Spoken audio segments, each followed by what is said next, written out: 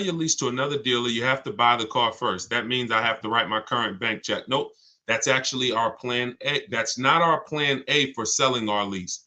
If you have what most people do who are trying to get their lease equity, if you don't know you could sell a lease, if you didn't know you could sell a lease type of one, this is going to be relevant to you. We've sold leases for the last couple of years. You've always been able to sell them, but the last couple of years it's been, there's a lot of money made. And when banks saw people making a lot of money selling their leases, five, seven, $10,000, some of them implemented a third party restriction, and that they limited who you can sell to. So they started letting. So then what you saw was a lot of people started buying their leases and reselling them. I don't like when you buy your lease and resell it, because you're going to pay taxes on the purchase and you're going to pay fees on the purchase, and then that's coming out of your profit. So I don't teach that. In the book, Omar, continue reading or just read that section over. It's a lot of money involved in that section. When we have a third party restriction, we're getting bids from a local dealer. We're talking to used car dealers. I have a script in there of what to say. We're selling our car to a local used car dealer. And if there's more money to be made buying and reselling, then you can do that. But oftentimes, because dealers most times don't need to pay the taxes, the dealer payoff is lower usually than the customer payoff, which means you can sell direct to a dealer and put more money in your pocket, but you must get bids. And that's what I teach. So just read that section carefully, Omar. All right, come on in. Everybody hit the share button who is into sharing. If you're into sharing, if you share great information, if you're into financial literacy, if you believe that people should be able to, have the information to make the best decisions for themselves, then hit that share button. I appreciate all the sharers. I cannot do this. We can't do this mission without the sharers. Thank y'all. All right, let's go. Let's go. I see Instagram. Let's go. Want to trade my car, which I still owe money on, and I want to lease now. That's going to be very common. Many of you are going to find out as you find out you will, unfortunately, many of you were just programmed never to lease. You were programmed that leasing was bad. And when you find out the math and how much that's cost you, the first thing you're going to want to do is get out of your finance and go into a lease. So you need to call your bank. In my book, I call this the equity assessment. This is step 2. After you decide, now you've already done step 1, which is great. Step 1 is deciding, should I buy or lease? Asking yourself the most important question: how many years am I keeping this car? To decide, are we going to go for our long-term purchase where we can avoid the depreciation in the long term, or are we going to go for a short-term lease to avoid the depreciation hit? Once you answer that question, that's step 1. Now we move on to step 2, which is our equity assessment. That's when we have to look at the current car we have, and we have to find out what our position is in it. Are we in a negative position? Are we in a positive equity position? So you're going to call your bank, find out what your payoff is, get your payoff. Don't look at your residual value on your contract. Don't look at, whatever your statement is. If you're going, you can do this with a finance, you can do this with a lease. The equity assessment process starts the same way. You call, you get a payoff, you find out what you owe, and then you're going to go to the online bidding, to the online car buyers, and you're going to get offers so that you can find out relative to what you owe, how much is the market value of your vehicle. And the market value is based on how much someone's willing to pay you for the car. It's not based on what an algorithm site says. It's based on, I got 6, 7, 8 cash offers, which is when you follow this process, that's what you're going to get. And you take the highest one, and then you look at what you owe. And if the highest offer is greater than your payoff, that's called equity. If the highest offer is lower than your payoff, that's negative equity. In which case you have to go with a different plan with negative equity. And some of you are going to have negative equity. You're still going to want to transfer that to a lease. But you need to know how much negative equity you have. So you must complete the equity assessment first, then we move on. Pete, how much normally is a good amount to put down? So when we look at putting money down, it's all payment management. If I'm financing a car and my goal is to pay off the car as quick as possible because I'm keeping it for, 8, 10, 12, 15 years, then I'm going to put as much money as I can down. But it goes back to what we talked about in the last segment. If y'all were here in the last segment, you remember we talked about what you're doing with your money. So let's say a person is using them, you got your money invested, you're getting returns on your money, 8, 10, 12%. Then if you have a low interest rate, you might want to ride that out. So there's 3 ways to go. You're either going to say, all right, I'm not really interested in getting, investing my money. I'm not getting a lot on my money. Most of my money is either in the bank or in savings, and that's what I do. In which case you might say, I want to pay off this car as quick as possible, and then I want to just have no car payment. So I'll put more money down in that scenario. In a second scenario, you're investing your money and you're say, okay, I'm going to leverage, I'm going to use the bank's money at a very low interest rate if it's available, 2-3%, 0%, 0.99%. I'm going to use this money, let my money make more money for me, and then I'm going to put as little as possible down. And then the third case is when you say, okay, well, the third case is probably going to cash or a lease scenario, but that's how you would compare it. It depends on your personal choices, what you're doing with your money, and if you're not into investing and making a lot of money on your money, then you probably want to get that car paid off as quick as possible. In which case, put as much as you could afford to put down so that the loan's out of the way as soon as possible. But it's all personal. All right. I see from IG. Is it a way to get a lease without a down payment? Look, are you kidding me? And that's not an insult to your question. That's just, this is all we do. I know you might have looked at these questions and you said, you might have looked at these lease deals online and you see all of these deals that say, hey, put $3,000 down or the $32.99 do it lease signing. Listen, the lease is custom. You choose the mileage. You choose the structure. So the way we shop, this is all in my book and this is all in my free videos. So as you go through all my free videos, y'all gonna hear all of these things match. Whether you on these lives with me, whether you watching my videos, could we keep hitting the likes on TikTok? Let's shoot the likes up even more. Appreciate y'all. Whether you're looking at the free videos, whether you're on a live or whether you're in the book, you're gonna see they're all the same. So when the way we shop for a lease is we are picking our car and we're going to get our offers with only first month payment out of pocket, 12,000 miles per year. If anyone tells you they can't do that, they're lying to you. Straight up, they are lying to you. And that's why we never put our faith in one dealer. In my book, I have something called the 25-to-5 strategy, where we're connecting with 25 local dealers online in 20 minutes. I know it sounds crazy, but when you got a computer and you know where to go and what to say, and you're using copy and paste messages, you're just letting them know. I'm gonna let 25 dealers know in 20 minutes what I'm looking for, because out of that 25 dealers, maybe 10, 12 are gonna have a car that I'm interested in, depending on the car, maybe 10, 12. And then out of that, I'm looking to get 5 to 7 offers. So it's 25-to-5, 25 connections, 5 offers. And until you start doing this, until you start looking at 5 offers, y'all, you're not going to see how overpriced some dealers are. When you start looking at 5 offers, you're going to see how overpriced some dealers are. And because about 80% from what we see, and I've worked with hundreds and hundreds of people around the country, over 1,600 people now in my private group, there is 80% of dealers are going to take a shot at you to the tune of thousands and thousands, but 20% of dealers are going to be the best. They're going to be honest. They're going to make shopping from home easy. They're going to try to beat their competition. And that's the people that we end up purchasing from or leasing from. Is it better to lease or buy when using for a business? It depends on the type of business. The only business that I say it's not better to lease. See, leasing is for people who are not keeping their cars 8 years. Very simple. It's called the 8-year rule. And when you see that what it's about is avoiding the depreciation hit. When you're buying a car, your biggest expense by far is depreciation. If you buy a car today for $30,000, brand new car, what's that car worth in 5 years, y'all? Throw some numbers out there. If you buy a car today, $30,000, brand new car, what's that car going to be worth in 5 years? Throw some numbers out there. Thanks, Ed. I see you, man. Appreciate you. Look, let's see what people come in at. Hold on, hold the question, Dolan. Now I got my man Dolan working in the background so we can see everybody's question.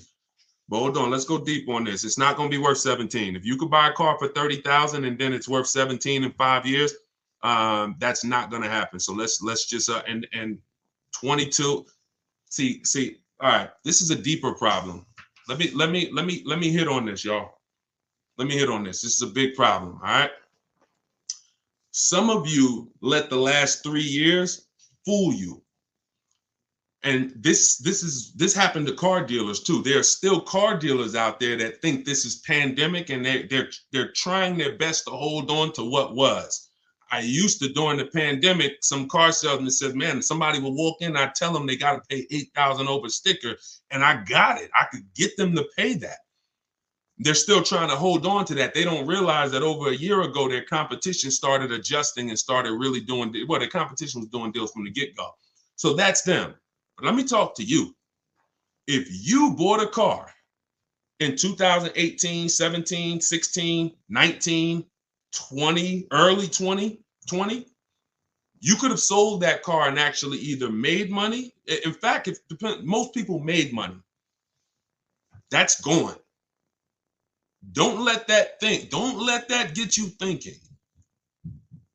that that you can buy a car and flip a car or break even on a car. That was a once in a lifetime opportunity based on limited inventory, based on a global pandemic, based on a microchip shortage, based on an industry that usually puts 60 million cars a year through the transaction. They didn't have it, and so everything went up $7,000 to $15,000.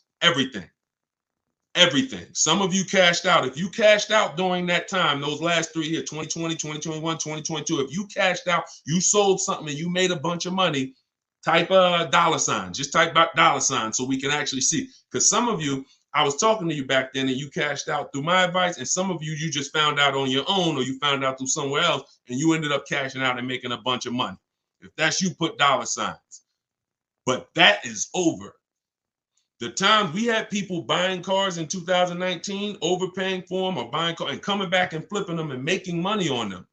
You try that now, you're going to lose your shirt. It's over.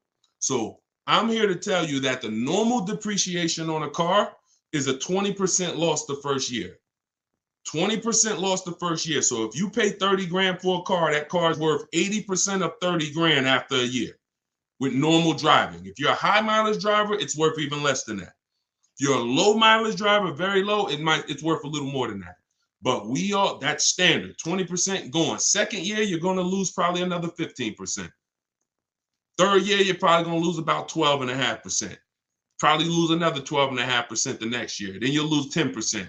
And that's the depreciation curve. That's where we are.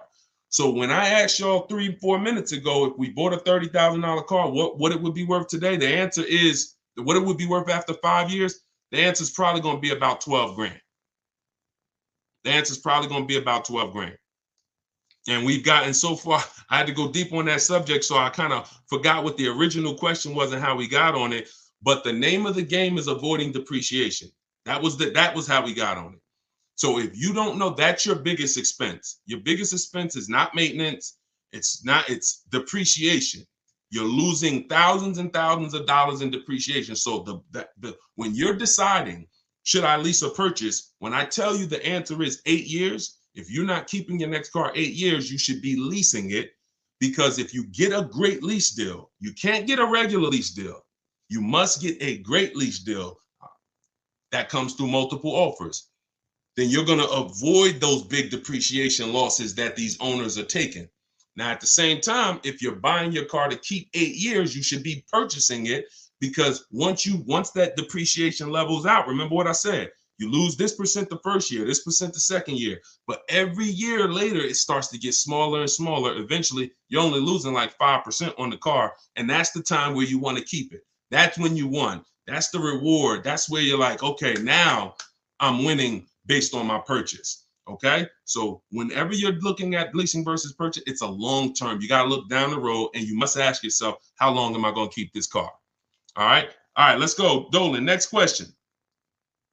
Dolan pulling questions in from every platform. Should lease rates increase depending on yearly mileage allotment? So we always shop with 12,000 miles per year. Find your best deal. Shop multiple offers. The way I just laid out in the beginning of the show, I gave you the structure on how we shop offers. If you missed it, watch the replay. Once you get multiple offers, you get 5 to 7 offers. Pick your best one, and then you adjust the mileage. Because you want to adjust your mileage once you know you're dealing with an honest dealer. Once you know a dealer has won the bid, they're not going to try to put extra. Like if the mileage to go from 12,000 to 15 is $25 a month more. You know, an honest dealer will mark it up $25. You start, you don't have an honest dealer, they'll mark it up $35. They'll mark it up $32. Everything will have a little cushion in there and you don't want that, because cushion is built-in profit that, you know, they're not going to disclose. So once you do that, yeah, you pay for additional mileage, but you don't adjust your mileage until you actually find your deal. And yeah, you pay for mileage because you pay for usage. But then again, when you have a great lease, like I'm gonna show y'all a couple great leases throughout the show, people who are getting, I mean, ridiculous deals right now, and y'all see to add a little more mileage to these leases the payment is still pennies. It's ridiculous. Go ahead, Dolan. But you got to shop first and then you adjust. All right, YouTube, looking to buy Forerunner, but they have a $1,500 BS protection package. Okay, they is one dealer. It's not Toyota. Toyota's Forerunner. This gentleman shopping for a Toyota Forerunner, y'all. The dealer that you went to has a $1,500 BS fee. That's why we don't shop and put our faith in one dealer. You know how many Forerunners there are the way you saw them? I don't care what car you're looking at. You could be looking at the most rare G-Wagon. There's at least a couple more in the country. So when it comes to something like a Forerunner, there's thousands of them. No matter what color, you might say, yeah, but I like this color. There's thousands of them, thousands. That's a mass-produced vehicle. So you have to have that in your mind. If you start looking at it like, oh, it's only one of these, oh, they got you, because they're going to make you think that's the only one, and you're not going to see that there's other ones that not only may they not have the BS fees, they actually may be lower priced. And that's what you need to be seeing. We go about 100 miles out when we start our used car sales. In my book, in day 5, I have something called the multiple marketplace strategy. I laid out the 25 to 5 strategy. That's how you shop for new cars and leases. That's a different strategy. When we're shopping for pre-owned cars, we're using the multiple marketplace strategy. Can y'all keep shooting? Can y'all keep tapping the screen? Everybody on TikTok, we got a couple hundred people. This is crazy. Could y'all just keep tapping the screen, shoot the likes up? Let's keep grabbing attention over here on TikTok. Appreciate all of y'all. But when you're shopping for a pre-owned car, we're using the multiple marketplace strategy, where we're looking at every website that has used cars. Some of you may think Car Gurus is the same as cars.com, the same as Auto Trader. They're not. These companies have different contracts, different dealerships, different places that they advertise inventory for. And not only are you shopping those marketplaces, you're shopping the Carvanas, you're shopping the CarMaxes, because occasionally, sometimes they'll have the best price on a particular vehicle. You never know what they're going to do. So if you're not shopping them and looking at all the used car inventory, you are going to miss the lowest price in the market. But once that happens, you'll find a car, and you always verify fees before you leave your house. You never get to a dealership and have fees pop up on you that you didn't know about. That means you didn't give a call and find out the bogus fees beforehand, in which case you let somebody waste your time. So you can't negotiate. That's why I got a video. Some of you may have seen it. We don't negotiate with fake fees. We don't do it. We don't do it. It's a losing battle. All right, go ahead, Dolan. Let's keep it rolling. I'm trying to get through as many as we can today. I want to go through as many questions as fast as possible. How do I know how much equity I have on my lease? It's a very common question, y'all. I mean, we're kind of getting a similar question asked in a different way. Call your bank, find out what you owe, what your payoff is. Go to the marketplaces that I mentioned earlier to get offers. CarMax, Vroom, Vroom's out of business, sorry. CarMax, Driveway, Carvana, Kelly's Blue Book Instant Cash Offer, AutoNation, and Car Gurus, Sell My Car. That'll get you about 6 offers. Now, whenever you're using those websites, you'll get to a part where it says, is the vehicle owned, leased, or financed? Just put owned, because their websites have something built in where they say they can't buy leases, because they out of all the leasing companies, some have third-party restrictions and some don't. But their websites are not set up to see who has third-party restrictions. They just kind of blocked it, because I'm sure they had thousands and thousands of people, when everybody was making all of this money, calling them saying, "Oh, I want to sell my car to you." And then they looked at the contract and said, "Oh, we can't buy it." So they basically just put a block on their website. But if you don't have a third-party restriction, and there are several leasing companies still that don't have a third-party restriction, meaning you can sell to anyone. But if you do have a third-party restriction, we take those offers that we got from those online car buyers, then we call a local car dealership, we call a local brand, and we speak to the used car manager, and we get a couple offers from used car managers, and we sell direct to them. And we avoid any fees. We don't buy and resell. I can't think of one person. You can leave that up, Dolan. I'll get right to it. You can leave that up. I can't think of one person that has learned from me that actually bought their lease and resold it. It's just you're losing thousands of dollars in taxes and fees. It's just not worth doing when you can sell direct to a dealer. Go ahead, Dolan. Next question. Let's keep it rolling. I'm loving this. Thank you. Could everybody tag a friend? Everybody's not going to tag a friend, but if you are somebody who tag, I'm telling you, your friends will be upset if they find out that they went and bought a car a couple months down the road and they end up overpaying for it, which most people are, and they find me later and you didn't share it, and they like, yo, why didn't you share that guy? Yeah, I've been following Deshone for years. You didn't share his stuff with me. So don't be that. You don't want to have that. It's an awkward conversation. You might as well just tag a friend, think about somebody who you love, and share this wisdom with them. Let's get everybody saving money. All right, we can't find a lease for less than $500 a month. Every time we turn a car in, they increase the lease amount. We love Jeep, but we are now trying to, but they're calling us, telling us the interest rate is high. We have 12,000 miles left.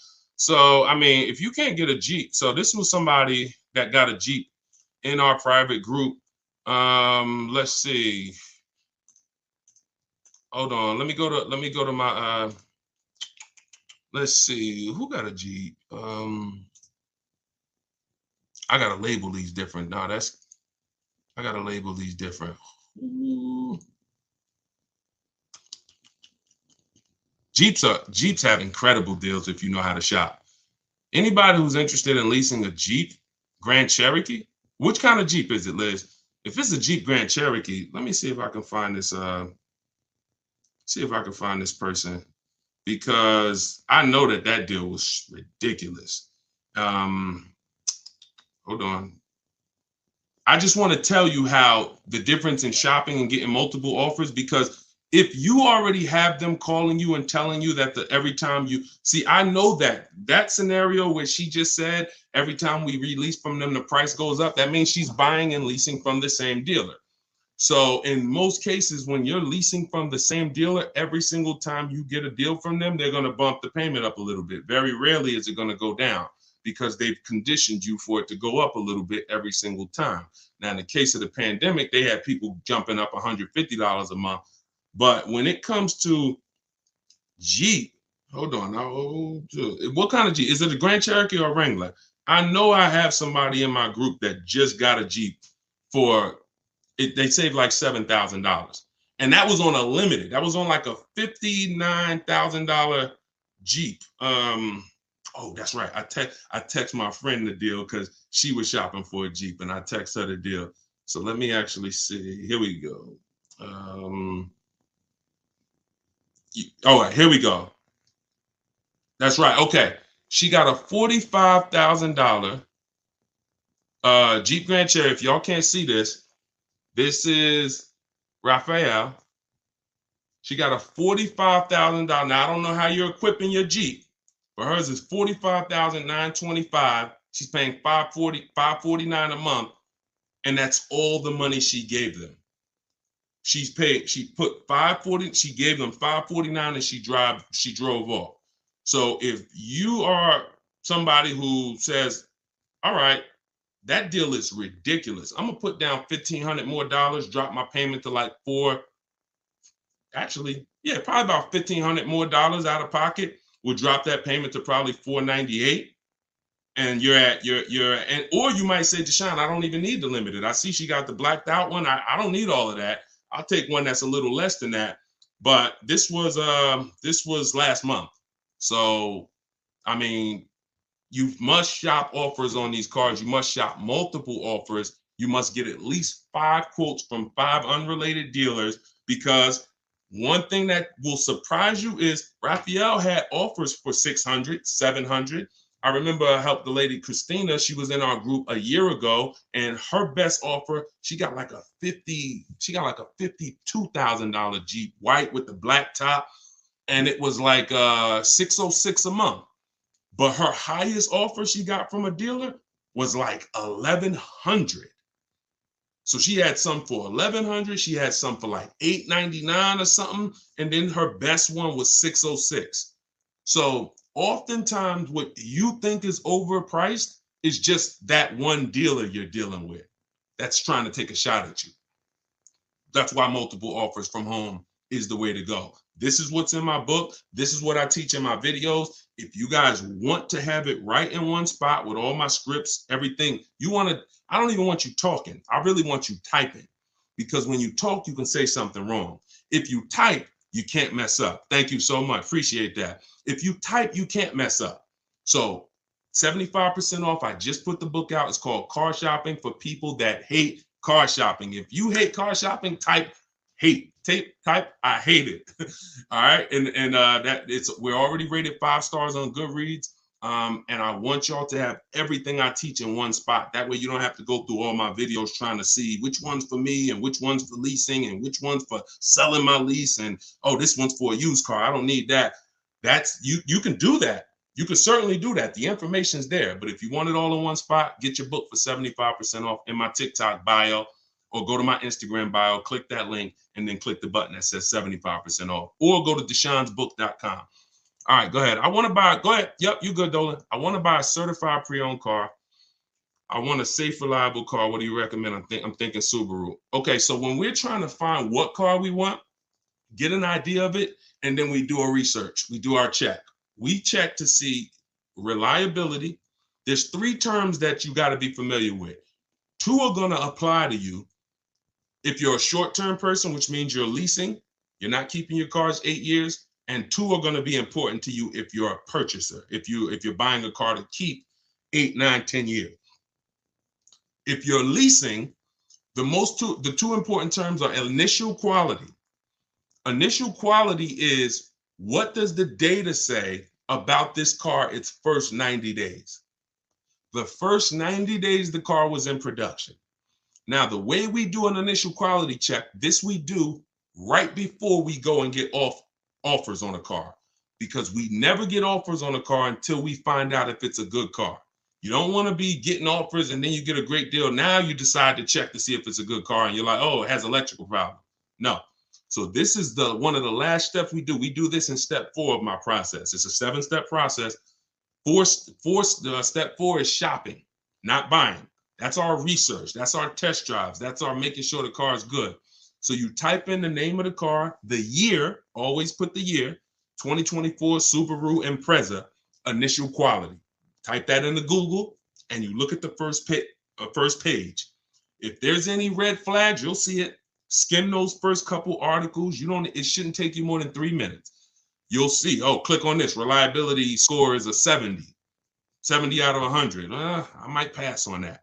Initial quality, rather, is a 7 out of 100. We don't want to see anything that gives us concern. Now, once it passes initial quality, now you type in 2024 Subaru Impreza reliability. So initial quality is your first 3 months of the vehicle's lifespan from the time it's new. Reliability is the first 3 years. So if that car is in the shop every couple months or once a year, or for the same issue, if it's having a misfire in the engine, you'll see it in the reliability ratings. For somebody like you, Tina, you want to look at both the reliability, and then you want to type in 2024, whatever year you're buying, 2021 Subaru Impreza longevity. And you want to do the same thing. You'll see if the transmission's known to go, it'll tell you right up top. These cars are known to last 150 to 200,000 miles, 200,000 to 300,000 miles. These cars, many owners report transmission issues around 80,000 miles. That quick 5-minute check will avoid thousands and thousands of dollars in bills and headaches. Thank you, Blood. Said you looking younger. I appreciate it. So that's how you do. But also, don't think you got to buy it. You can keep that up, Dolan. All right, we're pulling questions from everywhere. Instagram, TikTok. So make sure y'all are typing your questions. We're on 4 platforms. And I got my man Dolan pulling the questions in. Don't think that a certified pre-owned car is better than a non-certified car with a good history. A good history, non-certified, is actually could be better than a car that's certified without the history. See, I'd rather a non-certified car with a great title, which means it's not a salvage title, it's not a rental, it's not a, funny title. Great service records, which means I can see that the previous owner or owners regularly took care of the car. That's the biggest indicator that car was taken care of, is service records. And then a good accident report. I take that over over a certified car. When I pull the Carfax, I don't see many service records. So don't think because you're getting a certified car, if you don't do your due diligence, you could still lose. You want to look for those three things: title, service records, accident history. That's the biggest indicators. It's no guarantees, but those are the indicators. All right, go ahead, Dolan. Next question. Can you explain the worksheet on the multiple marketplace strategy? I signed up for the 5 sites, but confused when there are multiple cars on each site. If I pick high and low on each site, the sheet will have like 50 cars. Correct. I'm looking to actually narrow down. First thing we do. So this is somebody who obviously has my book, and she's asking about this strategy. So look, when we're looking at used cars, we're on every marketplace. So I want you to think about like Amazon.com, Walmart.com. Let's replace the car with a TV. It's no way, if you're looking for a TV and you're trying to get your best deal and pay the lowest price, you're not going to check all the online websites. Now, some people might check only Amazon.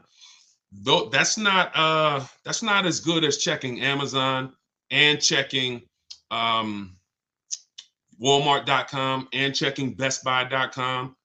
See, I know Best Buy is overpriced most of the time. You get what I'm saying? But that's how I feel about CarMax. But I still got to check them because they're overpriced most of the time, not all the time. And every now and then you see the one that was surprising, they'll have the best offer right there.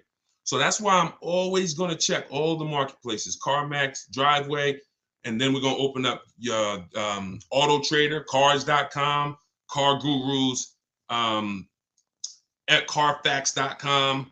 There's 8 used car marketplaces. So we open them up, and now we put in our criteria. What are we looking for? Now, we don't look to buy. I don't want you buying the first day when you open those marketplaces. Here's the goal when we open the marketplaces. Who remembers what I said about market value? If you were on the last broadcast, or if you heard me talk about it, what are we interested in when it comes to market value?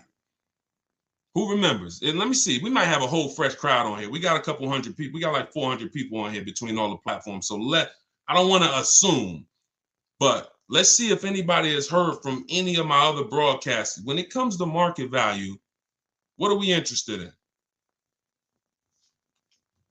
All right, we might have a whole fresh crowd. Below market value, y'all. So how do we buy below market value? First thing we need to do is see what is market value. Yep, I see you, Ronald. The first thing we need to do is see what is market value. So your goal when you open up those marketplaces, and this is what I teach you in my book. First things first, we sort all our prices high to low. We create accounts because we want to be alerted of any new inventory. Because once I know what the market value is, I know where the low side of the market is. So you might look and say, we sort all the prices, low to high, low to high, low to high. Now I can see all the low prices are around 22, 23, 20, 22, 23, 24, but then it goes up to 25, 26, 27. That's market value, that middle.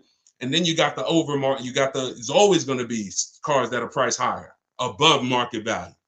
Now, when we look at the low side, here's what we're able to say. Here's what you have to know. Be prepared for it. The low side of the market is where all the crap is. So you're going to see bad titles. You're going to see accidents. You're going to see frame damage. That's fine because you're looking through all of that and then you're going to find that diamond, and you know what the low side of the market is. Here's what's also very important. You might see a car, you might say, I want a black car or a white or silver.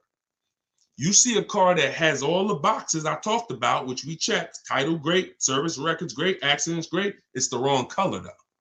Dang, I don't want blue. That's an indicator. I don't care if it's blue. I'm not going to buy it because it's not my color, but it's showing me where the low side of the market is. That's a deal. If somebody wanted a navy blue car, that's a daggone below market deal. So we have to find out what the market is. Then we find out where the low side of the market is. And then we have on alert so that every car that pops up, it comes to our email immediately. As soon as they list it, boom, we get the email and we know the low side of the market. So when we look at that car and we're like, oh, wait, this is $22,000 and it's my color. All right, you open it. Ah, shoot, 2 accidents. No problem. Now you get another one a couple days later. Oh, shoot. All right, black. Oh, $22,500. Good price. You open that thing. Wait, service records look great. Oh, accidents look great. Now we go to verify if there are any bogus fees. We do one more step. We pull the window sticker because I want to know what's in that car. I want to know what the original equipment, what is the actual original price. Once I find that out, I got to get there and get that car. So that's how you do it. You have to. It's a narrowing down. You're looking at all this inventory. I'm going to narrow it down to the best, and then I'm going to snag my deal. And you're at home. You're not in these dealers where you're at home. Okay, and that's all in the book. All right, let's go. Oh, how do I get your book? It's in my TikTok bio. Welcome to all the new people that jumped on the broadcast. It's in my TikTok bio. It's in my Instagram bio. Click the picture of me, and then you'll see a website there. And then there, click the button. You won't leave the broadcast. So some people are like, Deshone, I don't want to get the book yet. I don't want to miss the broadcast. Well, the book is only on sale, 75% off for 30 minutes. So click the link. You won't leave. You'll still be able to hear everything we're talking about. You can come back and keep asking questions, but don't miss the 75% off. Click that website. Or if you're on Facebook or Instagram, you can go to deshonesbook.com, or you can scan the QR code if you're watching on TV. Go ahead, Dolan. Oh, matter of fact, let me go to TikTok because Dolan, you're not on TikTok. Can you come with me to buy a car? Not necessary, Danielle. Thank you. I appreciate it, though. Listen, that's the old way. So you think that we're somehow going back and forth with dealers and hey, I kind of need somebody. That's like when I was selling cars and people thought bringing their uncle in was going to help them. No, we don't shop like that. So you don't need any. The reason why, listen, I'm gonna share the reason why you see people like this I just showed you, Raphael. How she get that deal? She's from home. See, you put yourself in a vulnerable position where you go in. Some of you, I mean, be honest. If you ever felt like, you were being taken advantage of, or you were getting talked down to at a dealership, type of one. If you feel like, I'm outmatched, or if you're not a good negotiator, how about that? Who on here is not a good negotiator? Type of one in the chat. All of these things I want you to know. That's why the old way has worked for dealers. I was there for 14 years. It's all about psychology and negotiation and confrontation and being comfortable with confrontation, which most car salespeople are. Most people, unless you're like in that business, you're not. So you want to get it over with as quick as possible. Someone who's fighting for their money doesn't mind being uncomfortable with you for an hour or 2 hours or a couple days or weeks. So you have to now take away that power, put yourself in a different position where you're in control, and that's in your house. That's why you don't need me. You need if you use what I teach. If you do it your old way, then yeah, you need somebody, and you're still not going to get your best offer because your best offer comes from shopping multiple dealers. But once you start shopping multiple dealers, you'll see they'll be jumping through hoops, and you'll feel like, dang, I got the power now. That's the name of the game. Go ahead. I'm going to do another one from TikTok because I know Dolan, you're not pulling. We'll get back to IG. We got all questions coming from everywhere. I just don't want to leave TikTok out. Would you recommend buying a car outright, cash, no note? Yeah, we talked about that in the last hour. If you're not invested, if you're not investing your money and the bank's money, if the bank, look, It depends on if you're investing your money. If you're and you're making money on your money, those people don't usually put their cash in cars. They want to keep their money making money. But if you're not really investing, then you probably want to just pay cash, get the transaction out the way. And if you're investing your money and you can use the bank's money at a low interest, you have to always check if the car you're shopping for has a low interest rate on it, y'all. Some of these cars have 0%, 0.99%. This is like a finance rebate. It's like the bank saying, here, use our money for free, and we will let, like, you cannot compete. It's no point in going to your credit union. No one can beat it. 0.99%, 1.99. When you can use the bank's money that cheap, you can keep your money making money, and you can keep your money in your bank account. A lot of times in this economy, people want to have their money available. So it's all personal though. If you notice, unless we're talking about leasing or buying, I'm not really going to say something you did was wrong, because it's a case-by-case basis. I'm more about, let me show you the options based on different people, and you pick who you are and you do that. The only thing that I'll tell somebody in a lot of cases they're wrong, almost all, is the leasing versus buying scenario all day. All right, go ahead, Dolan. Next question, bring it in from either Instagram, TikTok, somewhere. Tina, I want to buy a car and pay it in full, but don't want them to take advantage of me because if it is, okay, that's kind of a similar question, Tina. We've been talking about that like the whole broadcast. So, like that's how to shop is kind of what we're talking about. So let's go to the next one and just, stay on the broadcast. The continual theme is nobody on here who's using what they learn from me, what they're learning in this live, what I have on my videos, what's in my book. No one should be worried about being taken advantage of because you're not shopping the old way anymore. Alejandro, I have equity in my current lease. If I want to purchase the vehicle, could the dealer subtract that equity from the purchase price on the lease contract if I decide to buy it? No. How do you know you have equity? Your equity is based on someone offering to buy the vehicle from you. So listen, equity is based on offers, nothing else. Kelly's Blue Book telling you your car is worth 20 grand is not an offer.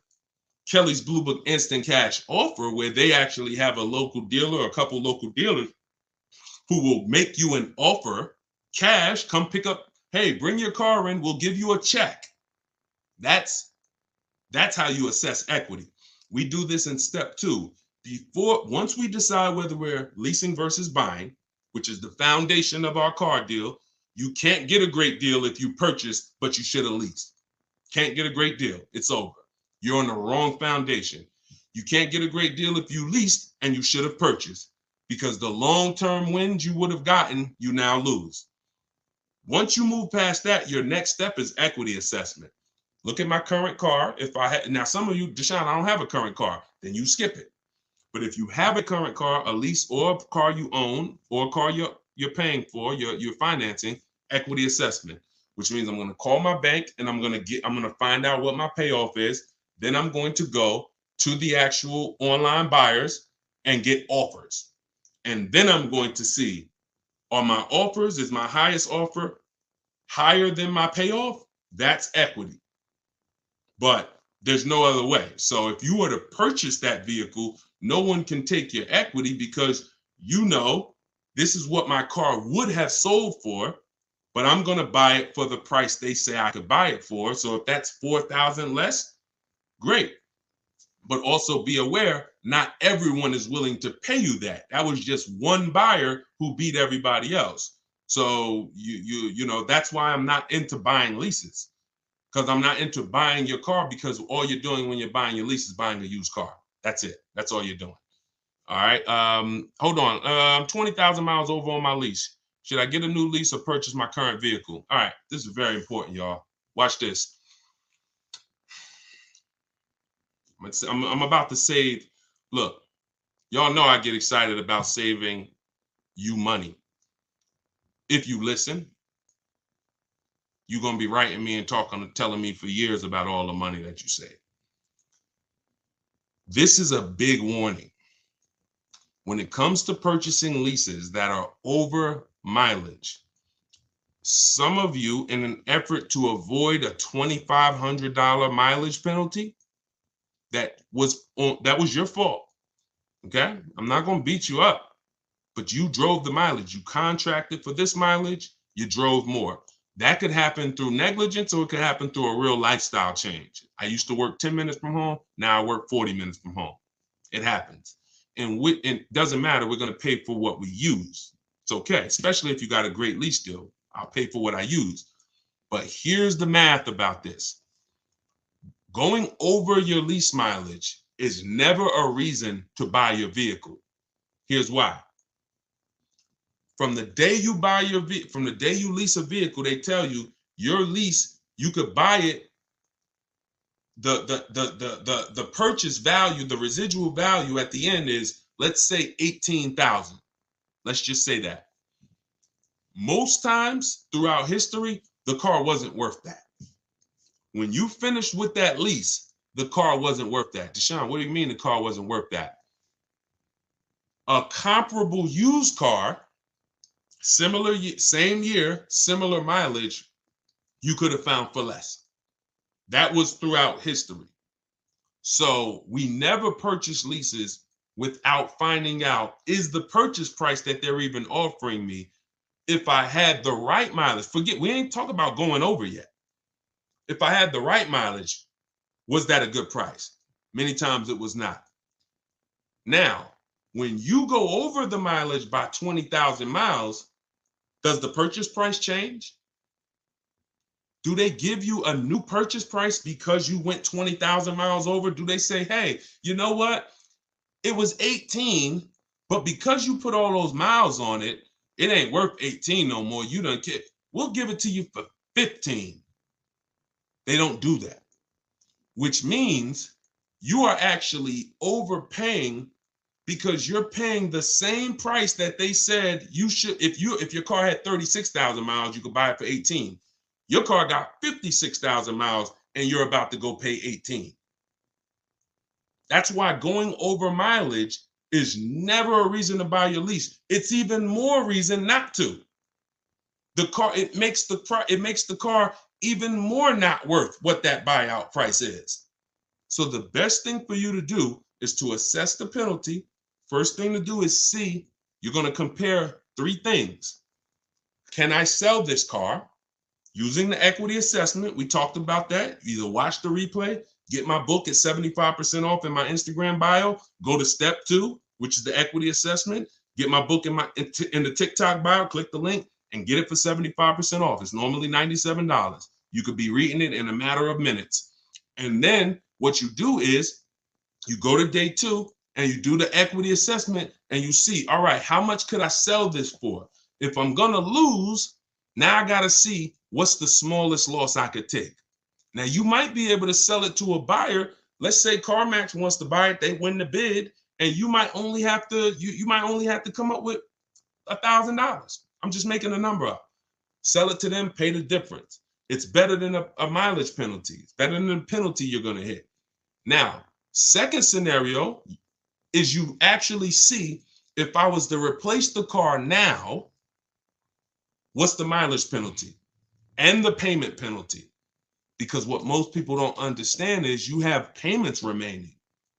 And some of them, so it's so many lies that's been told. I feel bad for y'all, because you don't know from which angle is what. Because somebody you might say, oh, well, I went in with, I had 3 payments left. I had 6 payments left and the dealership took care of them. No, they didn't. No, they didn't.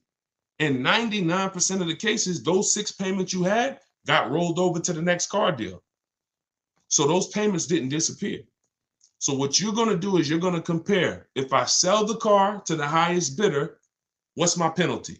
Or maybe I went over on my Jeep mileage. This was back when the market was real high. I was over about 6,000 miles and I still sold my Jeep for $8,900. Again, everything in the world, every car in the United States was worth $7 to 15 grand more. So just because you're over miles don't mean you can't sell that car and close the gap. Second thing you want to compare is, if I get out now, what would the mileage and payment penalty be?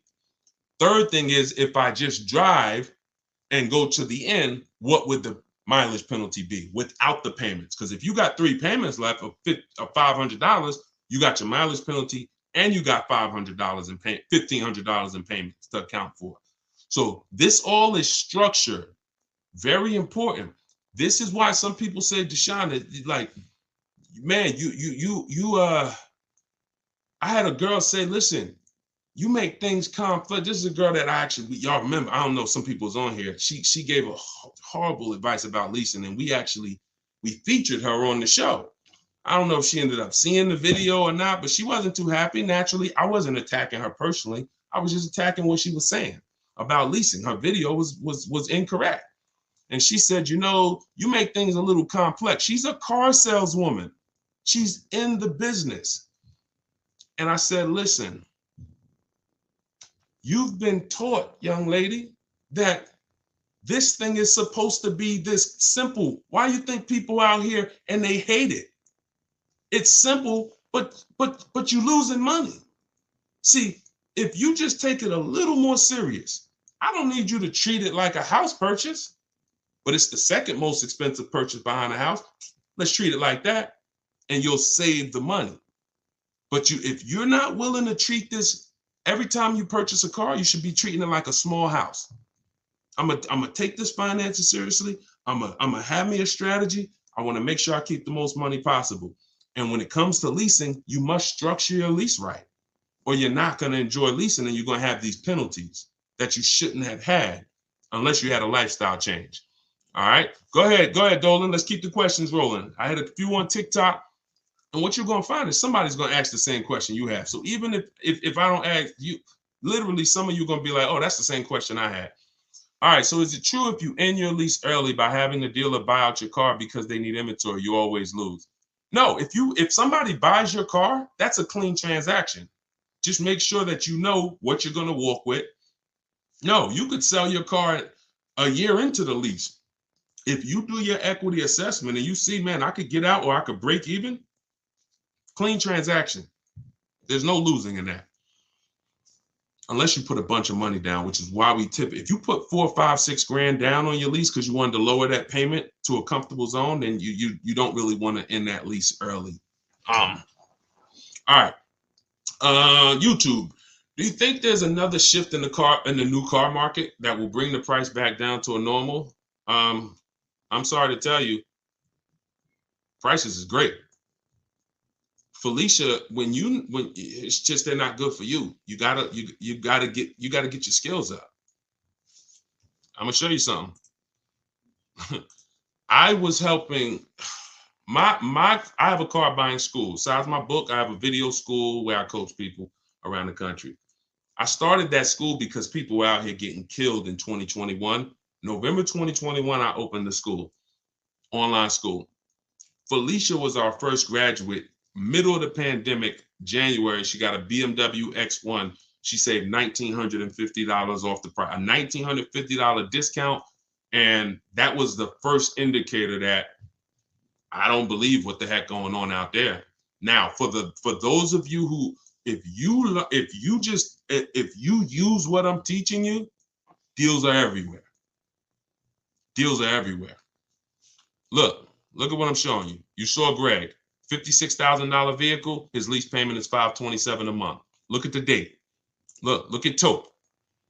2023 BMW, $54,000 vehicle, $690 a month. Look at Danielle. Look at the date.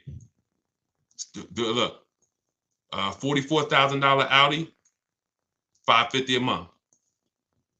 I hadn't seen. Look, $2,086 discount on a Toyota Camry. We've been making deals. If anybody's out, look, if you're gonna be in my world, and I do want you in my world, don't believe what people. There's two things you don't believe. Don't believe what one dealer says, and don't believe what anyone says about deals. Because they'll tell you in a minute, oh, it's so hard out there. Now, you don't realize, here's a bad thing about that. You don't realize when you go into dealers shopping that way with that energy, they hear all of that. Hey, man, man, everything's so overpriced. they're going to use that against you. Yeah, man, I just came from a dealer, man. You know, I got a quote on that car, man. It was too expensive. Well, how much did they quote you? Man, they said it was like $700 a month. Oh, really? Now I might know you. Now the best deal on that car might be $5, but you might have walked into a dealer who like, man, what if I could sell you a little more than that? See, the words you're saying, you don't realize how they're hurting you. That's why you use my stuff. You don't even talk. You don't talk to salespeople. See, I had to set this up in a way it's truly online, because the more you talk, if you like Deshone, I don't even know I'm saying stuff that's hurting me. I know you don't. But that's my job to tell you. I was in the car business for 14 years. The information that you are going in, the energy you're going in saying, oh man, I need a car this week, hurting you. Desperate vibes. Can't say no for long. Maybe you could say no today, but not for long. That's all the stuff you tell. That's what car salespeople are trained for. They're trained to pick up those little words you say that you think are harmless. Man, I've been shopping for a week. All of this stuff is hurting you. And so when you stop talking and just sit at your computer and do the things that I'm telling you to do, you're going to find out deals are everywhere and and you're in control. But if you're going in there thinking you could actually negotiate or say or just get a car deal the old way, everything's going to seem overpriced. So RA Cave, I'm sorry to tell you, deals been out here, man. For those who know how to get deals, they're everywhere. For those who don't know how to get deals, they're nowhere. Go ahead, Dolan. Yeah, I agree. Let's go to TikTok again. Hold on. We're going to keep TikTok. 2024 Edge, looking to trade in for 2024 Explorer. So here's the thing. You're trading in a deep depreciation cycle. You've lost a ton of money in depreciation. You're still in the deepest depreciation cycle, which is that first 1 to 6 years. You're losing 20% the first year, 15%, and then you're looking to trade it in. You should be leasing. So if you're willing to hear more about that, I can't help you do something the wrong way, because you're going to look at me in 3 years and say, yeah, I bought the car. Now I'm looking to trade that in. Dag, Deshone, why it seem like I have so much negative equity? You have negative equity because you're a short-term person. You're not keeping your cars 8 years. You're not outliving the depreciation cycle, but yet you're not getting aggressive leases. So you're paying thousands and thousands of dollars to purchase these cars. You're losing it when you resell them back to the dealership. And then you're doing it all over again, over and over again. Meanwhile, somebody who's leasing these same vehicles, a Ford Edge, they were probably paying $400 a month, no money down. You've paid thousands and thousands and thousands of dollars into that Ford Edge. Now you're looking to try to get that back and do it again with a Ford Explorer. Person, you should be leasing these cars. If you're not buying your cars to pay them off and outlive that depreciation, which is going to be heavy the first 6-7 years, I have something in my book and everything in my videos. I call it the 8-year rule. If you're not buying a car to get to that stage, that level of ownership, you should not be shopping for purchases. You should be shopping for aggressive leases. And then you're going to see, wow, now that my deal is on the right foundation, I'm actually saving thousands and thousands. You'll be able to see it. I don't think there's anything more liberating than a person who's been purchasing for years, putting all this money into these cars, who turns around and starts leasing. Like, you're going to see all that money you were putting in the cars in your bank account now, and you're going to be amazed. When should I look for a vehicle? Before leaving a job or after starting a new one? If it's the same, yeah, probably before leaving a job if you're going to look to get a loan for it. Go ahead, Dolan. Shoot the next question in. TikTok, Instagram. Instagram, Facebook, YouTube. Send it in. All right, Facebook. My lease is due in December. I don't understand how to sell the lease. Just watch that part over, Peggy. I don't want to continue because there's people who've been on here. I don't want to listen. I know that there's only about 25 questions, 30 questions total that all of you could have. That's why you could sit on the broadcast and you could benefit, because someone else is going to ask the same question you have. But what I can't do is answer the same questions over and over again, because now I'm just doing a disservice to the people who've been on. So what I would tell you is watch wherever platform you're on. As soon as we end the show, we post the replay.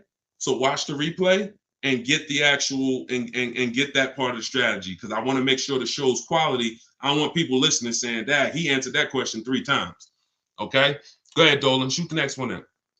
Looking at buying a new car that just got redesigned. Okay. Should I wait to see how the new model rates before buying? Definitely. Oh, that's a great question. Who's heard that you should not buy a car the first year it comes out? If you've heard that you should not buy a car the first year it comes out, type of me in the comments. Y'all killing the likes on TikTok. Thank you so much. Y'all just keep tapping the screen as you come in. If you got time, every couple minutes, just throw some taps in there. Keep shooting those likes up. I appreciate everybody who's doing that. And I appreciate all the sharers. All right, so you see, got a bunch of people from every platform who's heard. Look, he's speaking facts. Make sure y'all lock in and invest in his resources. I appreciate you. Thank you, Linda. So now, a car being redesigned, thank you, LA. A car being redesigned is not the same as new engine, new transmission, new steering system. Redesign could be the same components, in which case, Janine, I'm not worried about a car that's been redesigned that has the same components. But if it has new technology, new things they're experimenting with, certainly you might want to give it a year before you actually you don't want to be the guinea pig. You don't want to be the guinea pig because you're rolling the dice. Could be great, could be horrible. Okay, great question. Go ahead. Next question, Dolan. Welcome to all the new people. If y'all don't know, this is Car Shopping Secrets. This is what I'm thinking about calling this show, because it's really, the things I teach aren't secrets, but they're not well known. And I would say I probably only know half of them because of being inside the car business. So I guess those would be secrets. And then the other half are just really learning finance and learning numbers and learning, the numbers. So those are not necessarily secrets. But yeah, I'm doing this live show, and I will always, for the time period, we're promoting my new book. So my new book is a digital book. It's called Car Shopping for People That Hate Car Shopping. So if you're like, Deshone, that's me, then this book is for you. 7 steps. It's called 7 Steps to Saving Time, Money, and Avoiding Dealerships. It's a digital book because I'm going to update it every time I need to. For instance, y'all used to hear, some of you may know in my videos, one of the people who used to bid on our cars was Vroom. One of the people who used to be a marketplace we would shop with is Vroom. Vroom went out of business a few months ago. I had to have with a digital book. All I did, we went in, me and my team, we snatched Vroom out, boom. Everybody who had the book didn't have to go there and say, "Dag, Deshone, you sending us the Vroom," and they're out of business. We updated it, the file got updated, and we're able to keep it fresh. That's why the digital book is the way to go. So, but I'm doing 75% off as part of our official launch. And so it's normally $97. You can go to my TikTok bio and click that website. You won't leave the broadcast. You won't leave the show. Same thing on Instagram. My Instagram bio, you won't leave the show. Get your book. If you're on Facebook or YouTube, you can go to deshonesbook.com, or you can scan the QR code and get your 75% off. But you'll see there's a timer. Once that 30 minutes is over, book goes back to $97. Go ahead, Dolan. Shoot the next one in. All right. This is IG, Instagram. Should you buy extended coverage on a used car? Great question. So if the car has, listen, Diva asks, should you purchase an extended warranty when you buy a used car? Now this goes for a new car too. Even though you have a warranty when you buy a new car, some people like to extend it if they're going to keep it. If you're going to keep it not 7. If you're going to keep it 8 to 10 years, some people tend to buy a warranty even longer than the factory. It depends on how expensive the car is to maintain. When something breaks. When something breaks, how expensive is it to fix? And how likely is it that something is going to break? So if you use that test I told you all about earlier in the show, where we go to Google and we do our quality check on the car, one of the steps we do to make sure to decide if we're going to get an extended warranty is we type in the year, the make, the model, repair cost. That's also in the book. We do this in day 6 because this is in the paperwork and protection step. If you see that your vehicle is high on the expense list in terms of when something goes wrong, it's expensive to fix, then the warranty is usually a great investment. But you want to get it from a dealership. Call a couple, get a price from the one that you're shopping with, get a price from a couple local dealers just to make sure that they're not overcharging you for it. But if you see your car is very low on the repair list of expense and the likelihood of things going wrong, like it's not a car that's known for things to go wrong, and when it does go wrong, it's not expensive, then a warranty is not going to really pay for itself. You go spend $3,000 on a warranty, you're probably not going to get that money back in the claims you put in. So it has everything to do. That's what you do to decide whether a warranty is worth it or not. You must know if this is a Mercedes Benz and when something breaks, it's $2,000 or it's $1,000 minimum, then yeah, I'm going to get that extended warranty from a dealership, not from any of these side companies that go out of business every year. All right, go ahead, Dolan, shoot the next one in. All right, keep typing your questions, y'all. We on here for a couple more minutes. All right, yeah, I'm loving this. And listen, and we want to keep the show fast paced. Our goal is to make sure that every time we do a show, now y'all gonna see it's certain things that I want to go deep with on it. I'm gonna do something soon called where I show y'all like this it's a couple subjects that y'all see when we do a show. You're gonna be like, oh great, this ain't the time for questions. This is the time for me to just sit here and look at this. And I'll be asking y'all questions because y'all gonna be participating. But if we're doing straight up Q&A like this, we want to get through as many as possible. Go ahead, Dolan, shoot it up. Deshone, can you just go with me? All right, Dolan, you playing. Why you put that question up? Go ahead, next question, Dolan. Crystal, you didn't see somebody ask that same question. And what I said was, when you learn to shop from home, you don't need anyone with you. That's like saying, Deshone, can you come to my house and teach me to shop from home? We shop from home.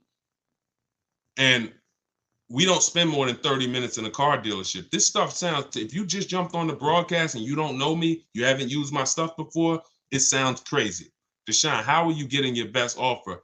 But we have thousands of people doing it. They're using my system for shopping on home. The things I'm talking about in this live, the things I talk about in my social media videos, they took it and they're using it. The things that's in my book, they're using it. They're not deviating from it because it's an oil and water. My system and the way I'm teaching y'all to shop is nothing like the old way you've been shopping. It is oil and water. You can't mix them. You're either going to do it my way and try it and then say, Deshone, I love your way. I'm never doing it any other way. Or you're going to do it that old way and try to mix little things from my system, which is still the old way. So when I say follow it to the T, you're going to win following it to the T. And in which case you don't need anyone with you because you're at home and you're making your deals before you ever leave your house, whether you're leasing, purchasing, getting a new car, used car, that deal is made before you ever leave. If you're going to see a used car, you're not going there hoping to get money off. Now we do ask for a couple hundred off when we're there, but we don't leave our house unless we know it's already the lowest deal in the market. So even if they say no after I test drive that used car, he might say, listen, I'm gonna be honest with you. And when you got the lowest deal in the market, you got honest people. So you get out there and you're like, hey, listen, I love the car. I just test drove it. I'm ready to make a deal. Take off another $750. And again, you don't get obnoxious because when you know the market, see, when you don't know the market, you insult the lowest price people. And you don't know because you think there's always more. No, it doesn't matter if he's the lowest in the market. There's more. And listen, and you end up walking away from the best deal in the market. But when you know the market, like you're going to know using what we talked about, you get out there, you say, listen, it's another $750. I'll take it right now. Listen, I'm going to be honest with you. I got that car priced to sell. It's the lowest in the market. And you're going to say, yeah, I know. Let's go. And sometimes they'll say, listen, just because you came out so quick. And a lot of times they'll say, look, I just posted it too. See, because remember what I told y'all earlier about the alerts we get. So a lot of times we're one of the first ones seeing the car and it hasn't had a chance to have a lot of people see it yet. But you get out there, you ask for another $750. Maybe they split it with you, you win. If they don't, if they're like, man, listen, it's the lowest price in the market. I know it is. You don't know. Dealers use a tool called V-Auto, so they know when their used car is the lowest price in the market. So, and if they say, look, I don't have any more money to give you, no problem. Let's go. You got a deal. It is the lowest price in the market. I just wanted to ask, either way we win. But that's the only time we're talking about numbers is on a used car. And before we ever get there, we already know it's a deal. You get what I'm saying? Go ahead, Dolan, shoot it up. All right. This is Facebook. I'm on my third Land Rover lease, and it's ending August at the 39th of the month. I'm guessing you meant 29th. I purchased your book and briefly read it and learned I could sell it to CarMax, being the most equity back. Okay, perfect. Following the steps. I have 12,000 miles per year. Thank you for purchasing the book, by the way, Crystal. I love it. I have 12,000 miles per year, and I'm currently at 28,000. Great. I will call Chase Land Rover. Chase doesn't have a third-party restriction unless they changed it. Don't quote me, but Mazda's leases are done through Chase, and I've helped so many people sell. My mother. My mother had a Mazda lease. My wife's best friend. So if Chase still doesn't have a third-party restriction, then you can literally just cash out. You don't have to take third-party restriction part of the book that I say. Go ahead. I'm gonna keep reading. To see if I have end of the lease clause. But if I don't, how do I sell to CarMax without being dishonest about owning it? That's fine. You won't. All you do is call them and set the appointment. They're gonna do all the details. They don't expect people to know what you know. They don't expect people to know the difference between a third-party restriction and a lease that doesn't have one. So they're working with, unfortunately, they're working with unaware buyers. So most of the time they don't want to waste their time. But when you set your appointment up with CarMax and you tell them there's no third-party restriction, you'll be fine. Now, what you're going to have to do is, if you want to replace it, Crystal, you're going to move into the next step of the book, which is shopping for your lease, because you're now going to time your transactions. You're not going to just go sell a CarMax unless you have a backup car. You don't need a car right away. Some of you like Deshone, I need to sell my old car and I need the new car the same day, or that's fine. I teach you in the book how to time the transaction, because the thing about these buyers, CarMax, they'll be there for you, Crystal, 30 days from now. So when you go shop for your lease and shop your market and get your best lease, CarMax will be right there waiting for you, still waiting to pay the check, still waiting to cut you that check. And you just go there, pick up your check. I've been there twice. Once for myself, I sold my Jeep to CarMax. They won the bid. And then I sold my mother's lease to CarMax and went down there again with her and my father. And but CarMax doesn't always win the bid. Sometimes it's Carvana, sometimes it's AutoNation, but it's easy, Crystal. Just keep following the steps in the book, and there's nothing else to think about. Just you're gonna see it's super simple.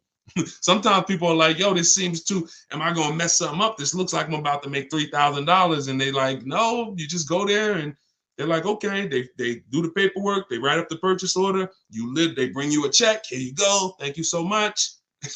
It's a beautiful thing. Thank you, Krista. I appreciate you too. Let's go. Man. Let's go. Okay, look. All right, we got a lot of people who got the book on here. Thank you guys so much. Bought the book last week, shop Saturday, sent initial emails yesterday, and receiving several quotes today. Come on. I'm loving it. Everybody else, look, y'all, you hear what the people are saying, and if this is the way it's going to be going, I'm loving this. That was a surprise. It's good to see people who have the book using it and winning with it. So definitely, if you haven't got the book and you're like, yo, what book are they talking about? It's my new digital book, Car Shopping for People That Hate Car Shopping, 7 Steps to Saving Time, Money, and Avoiding Dealerships. You can get it in my TikTok bio or my Instagram bio for 75% off for the next 30 minutes. Click the link, click that website, and then click the button that says my new book, 75% off. But you got to get there before the timer runs out, or once the timer runs out, it's $97, which is still great. If you're on Facebook or Instagram, go to deshonesbook.com or scan the QR code if you're like watching on a television. All right, go ahead. We got a couple more and then we'll wrap. Go ahead, Dolan. If I get a RAV4 at MSRP with no add-ons, is that so? I'm gonna cut you off right there. This is YouTube. Question from YouTube. You don't dictate what a good deal is. See, that's where we lose. See, if someone tries to dictate, all right, let me show you right here. Let me show you Kimberly. You don't know what the bottom is on a vehicle. When you are shopping for a new car or a lease, if you set out to buy, you're not used. Y'all know we jumping from subject to subject depending on the question. We're talking about new cars and leases. When you go out there, you have no idea what the bottom price is. You can't say, oh, if it's MSRP, I get a good deal. If it's invoice price, I get a good deal. You don't know what rebates they have. You have no idea. I'm gonna show you Kimberly. This is why it's dangerous. Now I'm gonna use her as an extreme because on her, look, this is Kimberly. She's in my private group. She saved $20,000 off of her Maserati. $20,700 to be exact. As she was getting her offers, she had a couple dealers that wanted to take off $5,000. A couple dealers wanted to take off $7,000. Now she's probably getting excited. Oh, look, $7,000 off. Oh my God, this is amazing. Sitting at home, just watching these offers come through her computer. $12,000. Oh, this is good. Now, had she decided, you know what? $12,000, that got to be the best. She didn't I say, we had a big saying in my group. It's called trust the process. Trust the process means get 5 to 7 offers. 5 to 7 offers. She ends up getting an $86,961 Maserati for $66,000.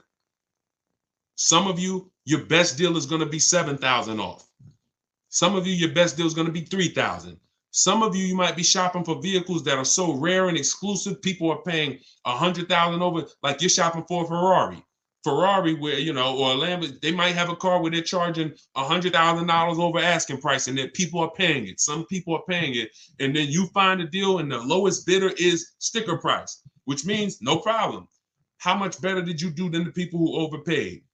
But until you get the offers, you don't know what the bottom of the market is. And I will never assume it. I've been doing this since 2006. Deals are going to be different. I will never assume. When I go in and out, and you can't take one deal and bring it to the next. Yo, I saved 20 grand on the Maserati. So next time I buy a BMW, I'm looking to save 20 grand on that too. No.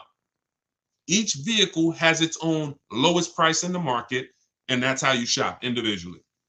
Go ahead, shoot it up, Dolan. Next question. Wait, let me just leave that up. Let me just see if there's a second part of Ed's question. Can you throw that back up? I didn't know if it was a second part to his question. If not, that's okay. That was the biggest thing. Before you even go to the second part of the question, Ed, just make sure that you're not assuming what the bottom of the market is. You need to be getting at least 5 to 7 offers from independent dealers, and you're fine. Go ahead, Dolan. Next question. It's okay. All right. I'm loving this, man. This is wonderful. Facebook. This is from Facebook. I bought 20 plus vehicles in my lifetime. Okay. I did it your way the last time I bought, and I never left home until I went to pick up my truck. I finally did it right. Listen, Mike, you have no idea, because when you said I bought 20 plus vehicles, right? I was in my mind, I always say, listen, you're not an expert because you bought 30 cars. You're an expert when you have seen all these transactions, but you nailed it, man. You came in straight. Like, to say that I bought 20, listen to that, y'all. This is a person who has probably bought more vehicles than most people on this call. I'm sure he wasn't lazy with it. I'm sure he was going in doing his best, but he looks at the new way that we shop from home, not going to get you not leaving your house until you know I'm going to pick up my car. And he's like, I finally did it right. My man, congratulations. And look, now you tell everybody, tell your family. Now you could teach your kids, you could teach everybody in your house. This is how we car shop, y'all.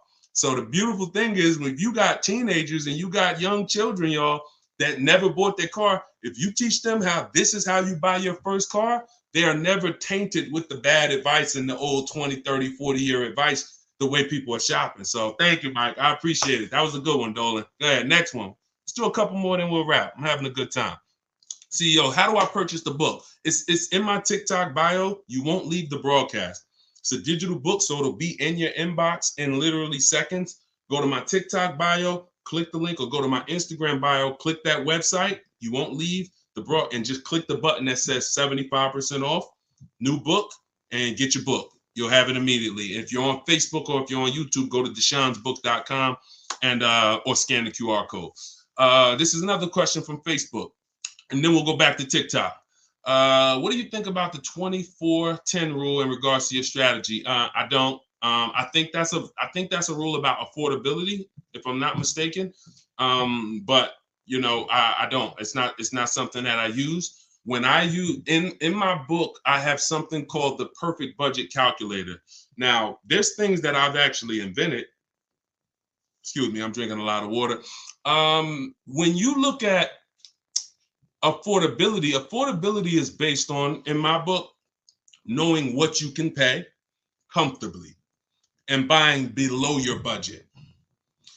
There's two reasons that I've seen people lose cars. And sometimes you can combine these reasons. And if you can avoid these two things, you pretty much never have a shot at losing a car besides a hardship.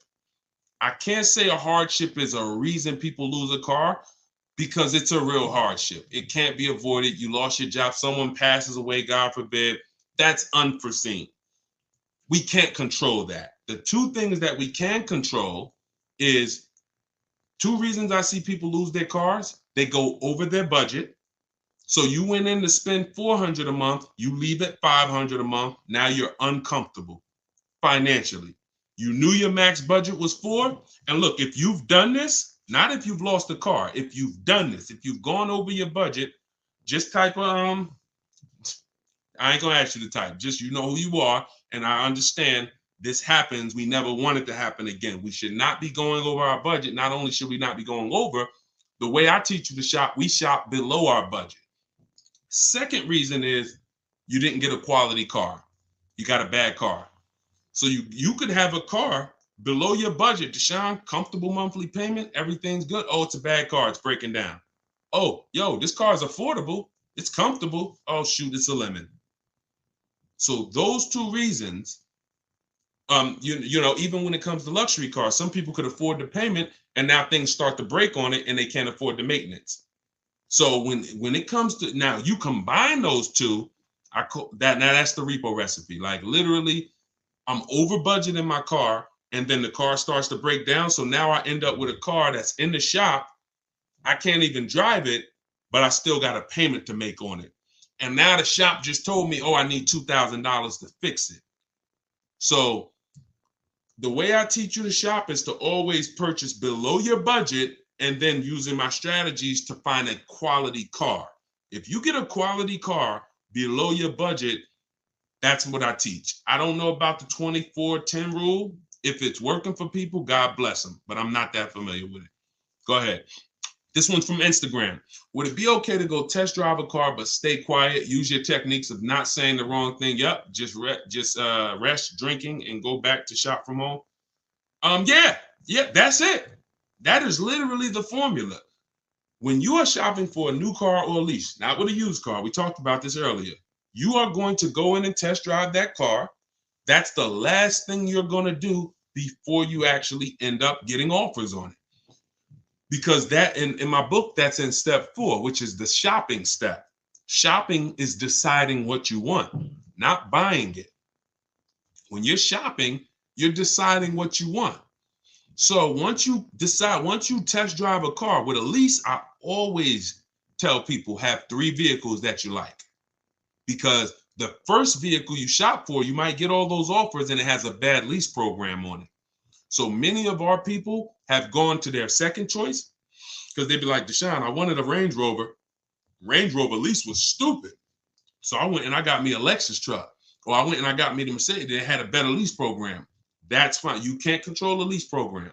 So what you're going to see when you're shopping for a lease is a dealer could be discounting the car for you by thousands. If the lease program's bad, it's still going to be over 1.5%. But yeah, when it comes to it, that's what you do. We are test driving. Hey, I'm here to test drive. I'll teach you in the book how to call, set it up. Hey, I'm here for my test drive. You're there for 20 minutes.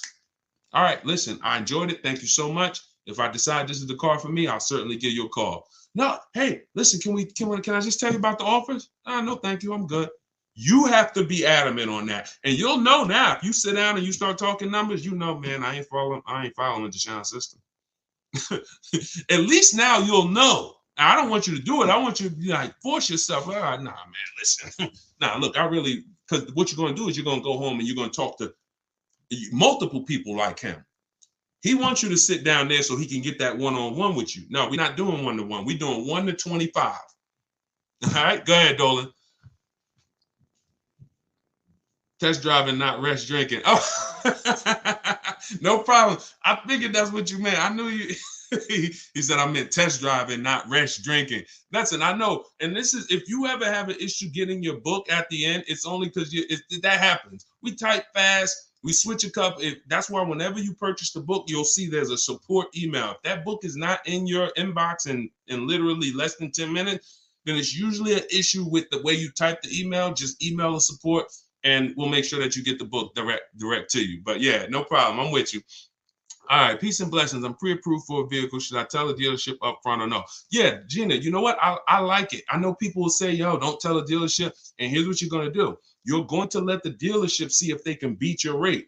But you got to, whatever dealership you ended up buying from, when you find that car that has the best price, you go lock it up. And then you say, listen, I got my own financing. Here's my offer. But if you guys could beat it, then I'll give you the loan.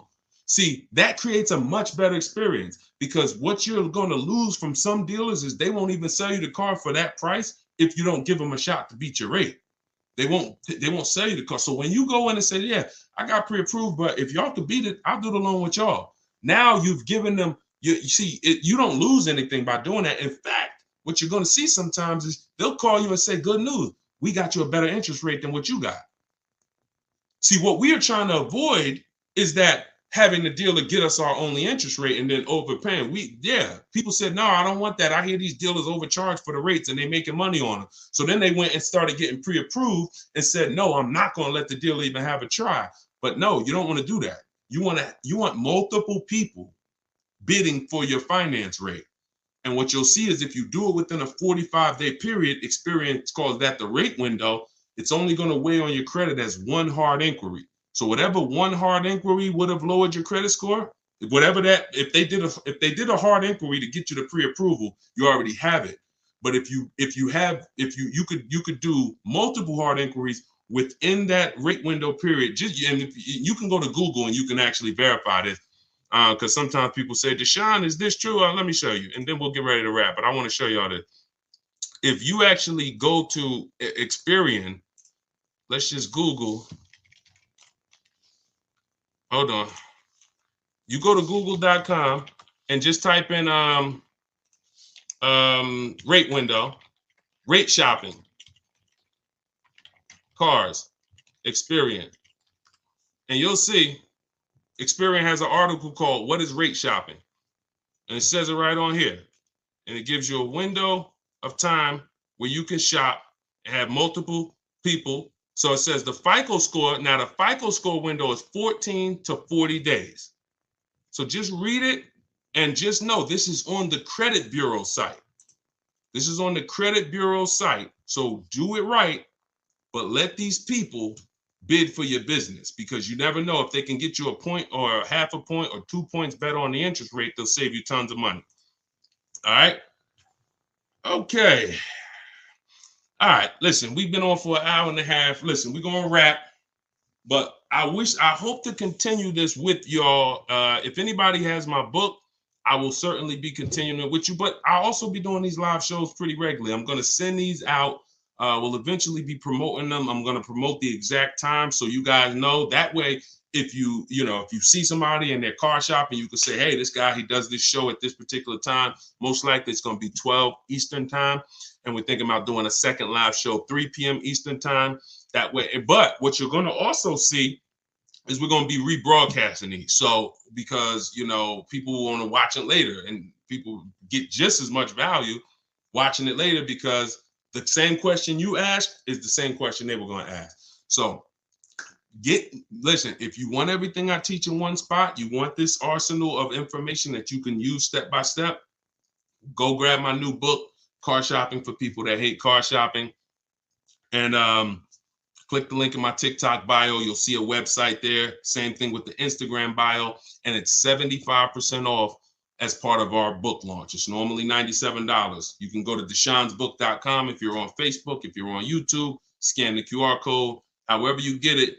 If you get it before that timer hits 0, you get the 75% off. After that, it goes back up to $97. So, all right, we will be back. We'll be back tomorrow. Meet me at noon.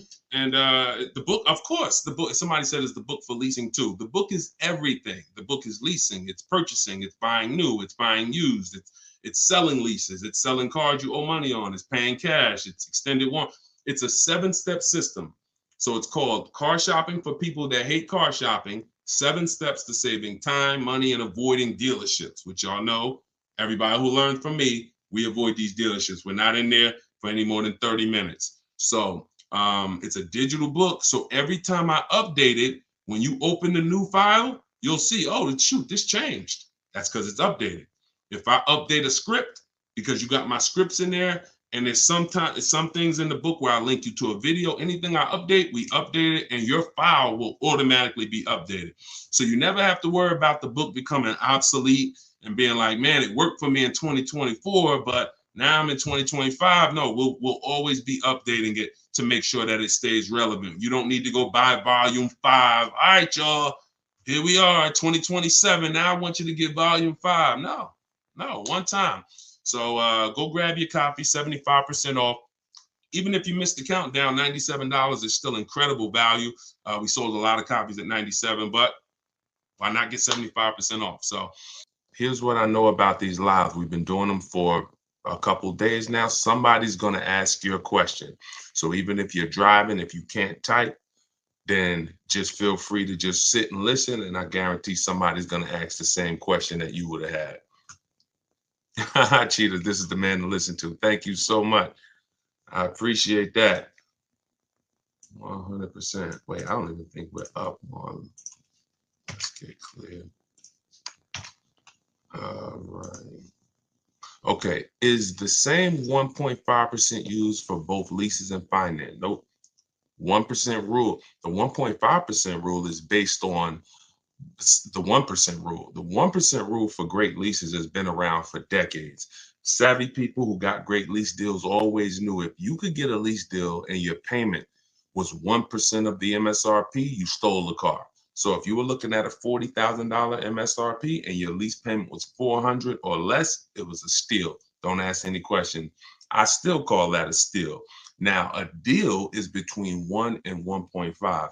I had to create the 1.5% rule because as I started making more social media videos about leasing, I saw a lot of people going out there and leasing vehicles because they were like, Deshone, I didn't know I should be leasing. They started leasing and then they started overpaying for leases and they didn't know. So we put that 1.5% rule in there for as an indicator of when you're paying too much for a lease. If you do the math and your lease payment, you got to get your quotes, your offers with only first month's payment down, 12,000 miles per year. You can adjust the mileage and add, if you do 15,000, if you do 20,000, even if you do 10,000, adjust it after you pick the best offer. If that offer is more than 1.5% of the MSRP, you're paying too much for a car you're giving back. That's the rule. Yes, 1.5. You got it. I want to put it under my business. I want a Cadillac IQ. This one's from YouTube. We're on 4 platforms, so make sure everybody's sharing, tag somebody, because you don't want your friends to get mad at you because you did not share this information with them. Will you save money on buying a car? Oh, no, let's go back to logic. I want a Cadillac IQ electric vehicle priced at $150,000. If I have an 80 payback score and 720 credit score, will I qualify for financing if I put 20% down? I'm not sure. All you could do is actually see. When you're talking about a bit, if you're trying to put the car in your business name only without signing for it as a personal guarantor, I don't teach that. So you should find out if somebody's trying to tell you, because what I've seen, I've spent many years in the business with General Motors. They had a big commercial line, lots of pickup trucks, lots of cargo vans, passenger vans. When I got to Mercedes-Benz, they have a big commercial line. I very rarely saw people putting cars in their business name with no personal guarantor. I remember one guy, he had like million, and he had a fleet, And he had to get us a lot of documentation to get it done. But anybody else just coming in, but I'm not saying it can't be done. What I am saying is whoever told you you can put a car in your name and your business name without personally signing for it, go learn from them how to do that. But when it comes to putting in your business name, like hundreds of people I've seen regular, what you're doing is you're shopping for your car the way I teach, because nobody overpays for cars like business people. Like these people, these influencers that y'all are seeing buy these cars, the amount of money they're overpaying for these cars is actually scary. And so you need someone who's going to show you how to pay less for the car, because that's your business's money. But then what you put the car in your business name and you're the personal guarantor, because the bank needs somebody who they can go after if the business doesn't pay, especially if it's a new business. And let's add one more thing to this. Keep the questions coming, y'all. I'm gonna try to get through as many as I can in an hour. I want to add something to this. You know how many people have reached out to me saying, Deshone, I want to put a car in my business name. And I say, hey, what's the business? Oh, I work from home. I got a consulting company. So when are you doing business mileage? When are you actually going to be doing? Oh, well, I just, I'm not going to help you get audited. Not going to do it, because any tax benefits you think you're getting, I'm not giving you tax advice. You should have a great accountant if you're planning on doing this. Any tax benefits you're thinking about getting, when they come and audit you and say, okay, we need to see what you did. You wrote off, $7,000 a year in car payments, and then, all right, what are you using that vehicle for? If you don't have proof that you're on the road and that you're going to see clients and that you're actually using that vehicle for business purposes, you're going to be in trouble. It's going to be the new PPP loans. The day of reckoning will come. That's all I'm going to say about that. All right, let's keep the questions coming. This one's TikTok. What about for real estate or hairstylists? Can I get a lease for business? That's very common. Very common. I had tons of realtors, especially with Mercedes, tons of realtors come in, you put the car in your business name, you personally sign for it. Just make sure, please make sure, everybody who plans on putting a car in your business name, here's what I need you to do. Before you even go to buy it, call the finance man. I found this out the hard way. I work from, and this just goes to show, it doesn't matter how good how much you take your business seriously, some things we don't know. So I had a customer come into Mercedes. He real estate developer out of Brooklyn. Heavy guy, young guy. He got an S-Class, puts the car in his business name. He previously had a Range Rover. He's had tons of cars.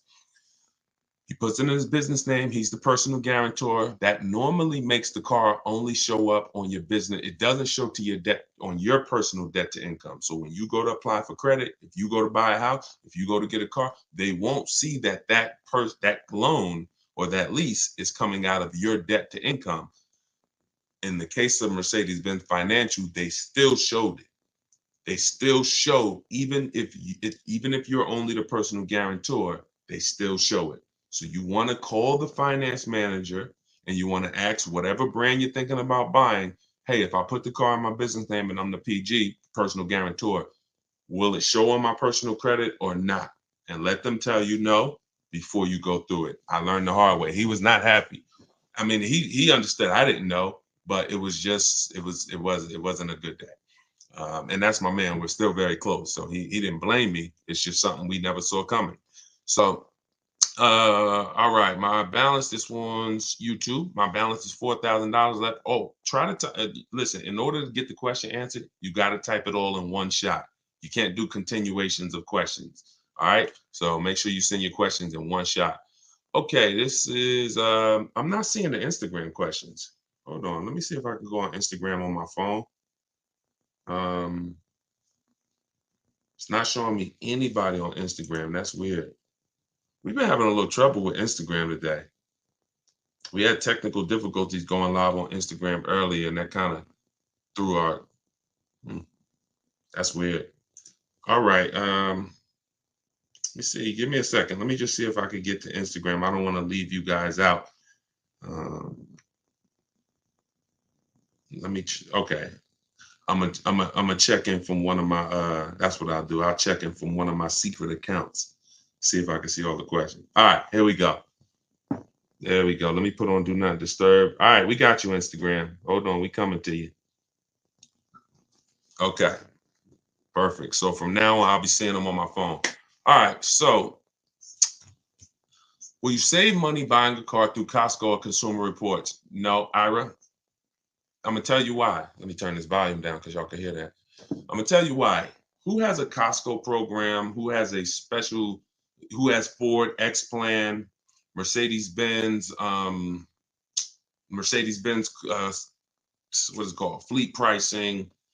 Any special GM supplier pricing, General Motors supplier price? Any of these things that you think actually should make, and they should make the car buying process easy and get you your best deal. Any of those things, you can't trust them. I'm going to tell you why. You can't trust that the dealer is going to give you the right price, and you can't trust that there's no rebates and hidden incentives that you're not getting. This is all in my book. It's called, if y'all don't know, this whole live is sponsored by my new book. It's called Car Shopping for People That Hate Car Shopping. It's a digital book, so you never have to worry about it being out of date. If something changes a year from now, I update the file. You open that book a year from now, everything's relevant. But that book has the 7 steps that I use to teach hundreds, thousands now, how to purchase from home, lease from home, sell their leases, get bids from banks, credit unions. Everything's in there, and you can get it for 75% off for the next 30 minutes. While you're on the broadcast, go to my TikTok bio. You won't leave the broadcast. Grab your 75% off. It'll be in your inbox in minutes. All of this is in there. If you're on Facebook, go to deshonsbook.com, click the link, or if you're on YouTube, scan the QR code, whatever you need to do. Instagram, it's in my bio. Get your 75% off so you can use this stuff and you don't pay the normal $97 for the price. So the reason why you don't know if they're giving you the real price, quite honestly, you could walk in and you say, hey, I got the Costco pricing. And they say, well, your price is $42,000. They just make up a price. Some people will. Or if they have $2,000 in rebates you don't know about, they'll give you the price and hold the rebates back. What's the solution to this, Deshone? You stay at home and you get multiple offers. And when you tell them everything you qualify for, you are going to get multiple offers. I teach 2 ways to do this. Really, I teach 1 way. It's in my book. I do it online. But if you're not going to get the book, here's how you could do it manually. You get 1 price from 1 dealer. You test drive. Once you find a car you love, you get 1 price and you say, okay. And I wouldn't even get that price while I'm there. Y'all know my rule of thumb. How many minutes do we spend in a car dealership? Let's see how many people know. How many minutes do we spend in a car dealership? Maximum, absolute maximum. And this includes our test drive.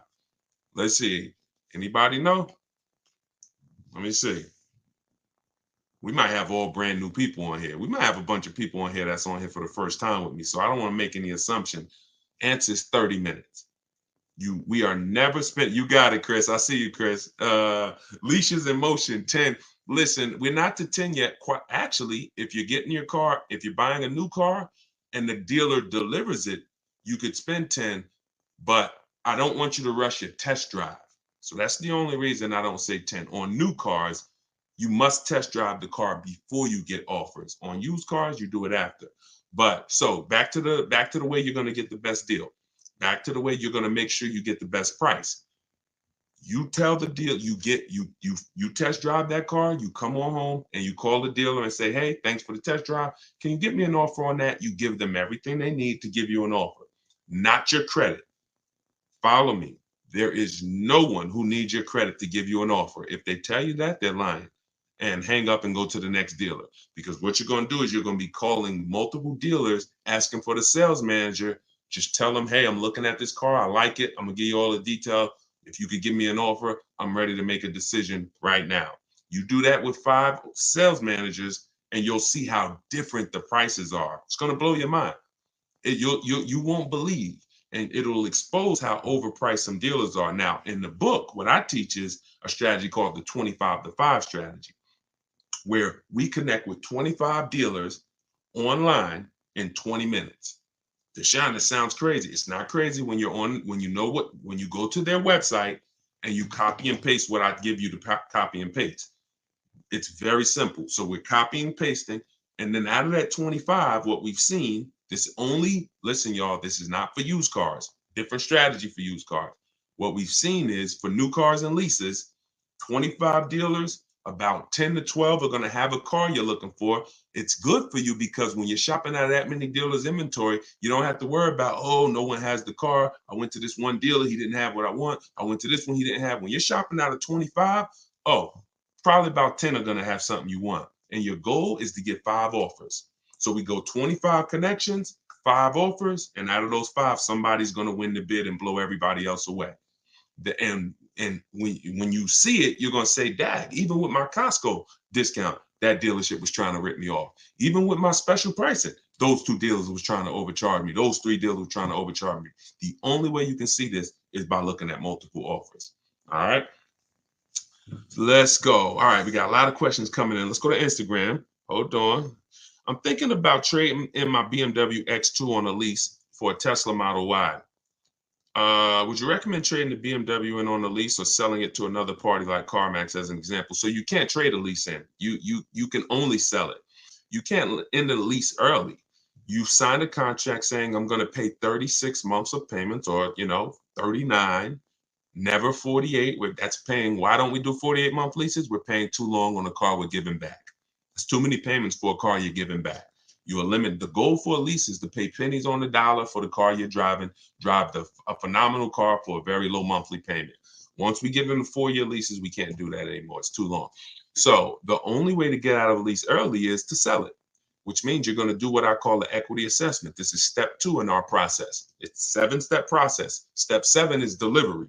Step 2, equity assessment. I need to find out how much I owe. I call my bank. I get my payoff.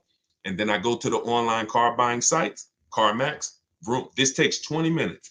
Nothing, just so y'all know, my whole car buying process of getting below market deals, I'm not going to spend more than 60 minutes. Now, I'm a master at this, but even the people I've taught, it's an hour and a half from home. This is quick. By the time somebody's visiting your second dealer, we've already got our best deal. We're not spending hours shopping for cars. Not once we decide what we want. But so you call, you get your payoff from your bank, and then you visit CarMax. You get an offer from them. If you're leasing, you must put when they ask you, are you leasing? Do you own it? Or are you financing? You must put own. Okay, I'll explain that later, but you must put own. You don't want to trigger something on their website. You need to find out what these companies will pay you in cash for your vehicle so you can figure out, can you sell it and get out clean, or can you sell it and possibly make a profit?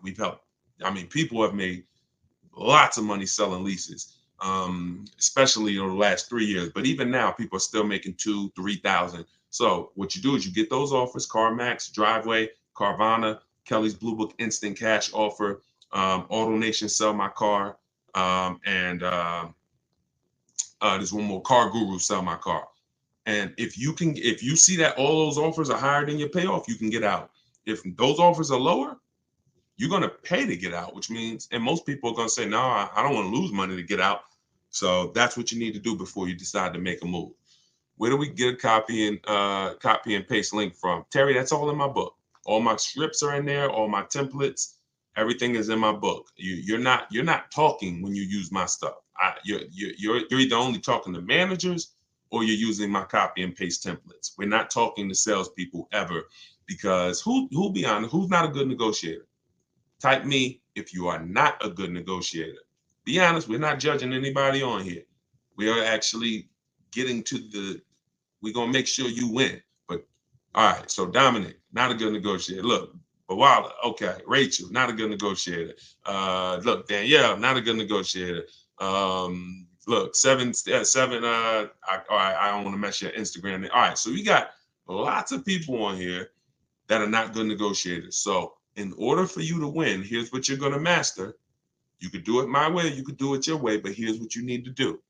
Instead of going 1-to-1, which is a losing battle, I can negotiate. I would never do 1-to-1 because it eliminates my ability to shop the whole market. Here's how you save thousands of dollars when you're a bad negotiator or a good negotiator. You must master the art of multiple offers. See, when you put multiple people against each other, you're not negotiating with them. They're negotiating really with each other. Who's going to win? And you'll find that you'll save thousands of dollars way quicker than you could ever have going back and forth with one dealer. So you want to make sure that you are using multiple offers in everything that you do. And that's what my system is about. Now you could do it your way or you could do it my way as long as you do it. Just don't do the old way. That one-on-one is a losing battle because you always leave hoping you did okay. You always leave wondering, could I have gotten some more money? With multiple offers, you never. And that's how you buy everything else. If you think about it, that's how you buy TVs. That's how you buy groceries. That's how you buy anything. It's always multiple offers, and then you pick the best one. That's how we don't have any buyer's remorse. All right, this is YouTube. Reem, I have a 2019 1500 for about a year. Chevy 1500 for about a year and some change, 700 a month with alpha warranty. I'm thinking about leasing. I have about 30K left. What should I do? Always equity assessment. Do the equity assessment. That's going to tell you, listen, when you figure out you got 10 grand of negative equity, you're going to park it real quick because you can only do 3 things if you have negative equity. 2 will get you a new car, 1 doesn't. There's only 2 people who can't get a new car. One is super bad credit. You need to wait. You don't need to make a move if your credit's so bad you're going to destroy yourself by making a move.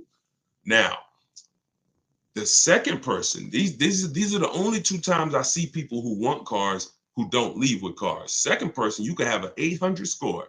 If you have 10,000, 12,000, 15,000 negative equity, you can't go and do a no money. You can't put that type of money on your next car because you have to take into account the loan to value ratio. So you can't buy a $40,000 car and just slap 15 grand of negative equity on that. The bank's not going to approve it.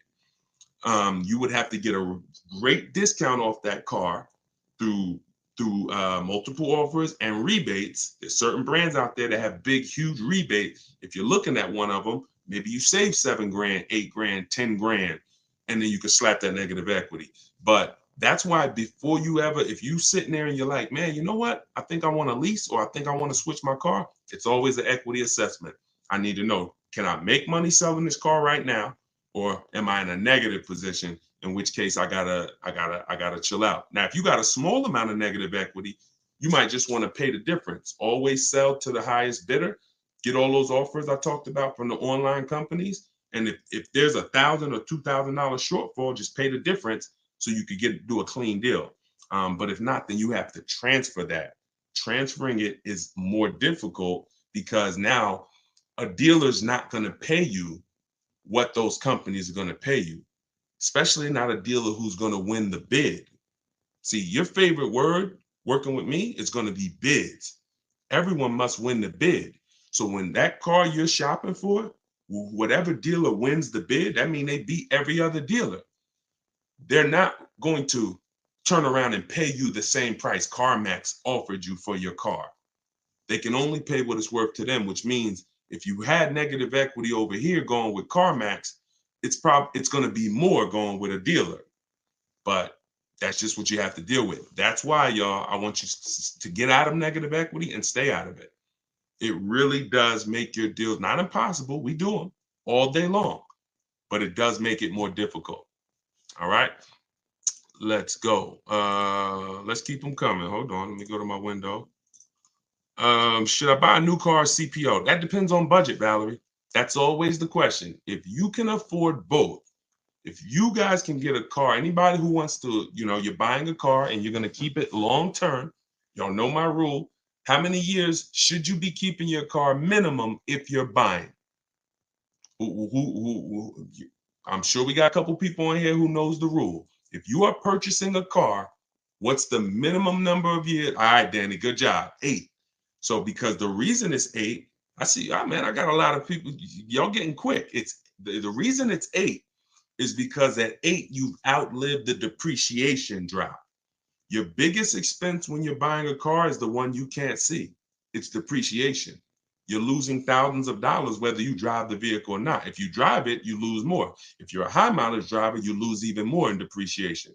So you want to make sure that you outlive that, or you shouldn't buy. The only way to outlive it is you got to get to that 8-year mark. Now, if you're not keeping it, if you're like Deshone, I'm not keeping the car 8 years, then you should be shopping for an aggressive lease offer, a great lease deal, not a regular lease deal, not these deals that say, oh, you need money down, an aggressive lease deal. So once you do that, you'll be able to now hold on. I got so into that I lost the question. Oh yeah. So CPO, Valerie was asking, should I buy a new car CPO? So if you're buying and you're keeping, the only question to ask is, what is my budget? If I could afford it, let's say Deshone, I could afford both. Okay. I have two things in my book to help you make this decision. If you are only buying a new car every 8 to 10 to 12 years, maybe you want a new car. That's fine. You won't lose. Some people say, Deshone, even if I'm buying a new car, I mean, even if I only buy a new car every decade, I still want even more value. I'm gonna get a pre-owned one. That's fine too. That's a personal preference. If you could afford both, then it comes down to personal preference. All right. Only other option would be to buy one direct from auction. You can. That's a professional's game.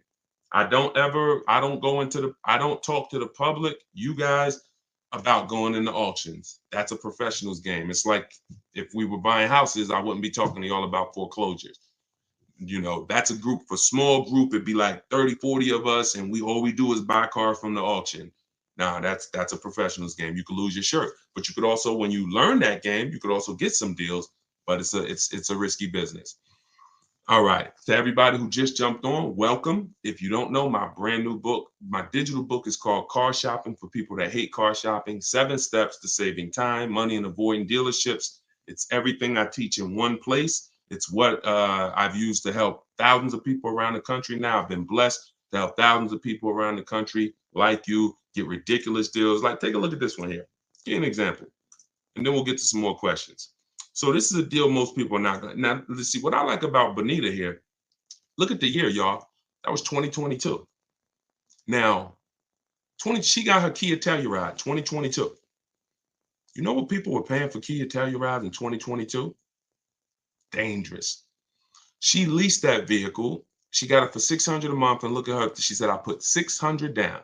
That's it. Gave them $600, drove off. People were leasing that same vehicle for $900 a month. People were paying $1,100 a month to own these vehicles, putting ridiculous money down. She came in, got a dealer, won the bid, drove off in 600. So, and I show you that because while people were out here and there was blood in the streets, some of you may have made some bad deals during the pandemic. We were winning. We've been making deals since 2021. So just know, if we were getting killer deals back then, what do you think we're getting now? Now we got people like Greg. He got $527 a month on a $56,000 Kia EV6 Win. Tope got $690 a month on a $54,000 BMW i4 eDrive. So this is what we do, y'all. Like, I am the deal maker, but bigger than me, I love the fact I can teach it. See, y'all know, Deshone, obviously you can make deals, but can your people, can the people who learn from you get the, man, that's the same. These are the same deals I would be making, because my system is like McDonald's. As long as you don't deviate from it, you just listen to what I'm telling you and move like I'm telling you, it's guaranteed. It's guaranteed. All right. And I've been able to work with enough people around the country to know that. All right, let's keep it going. Let's get back to the questions. Of course, we teach about negative equity, Dominic. That's a big part of who, a lot of people who are coming to me and saying, yo, Deshone, I've been buying for years. I got told I should never lease. Always got negative equity. I see what the problem is, man. I believe some bad information.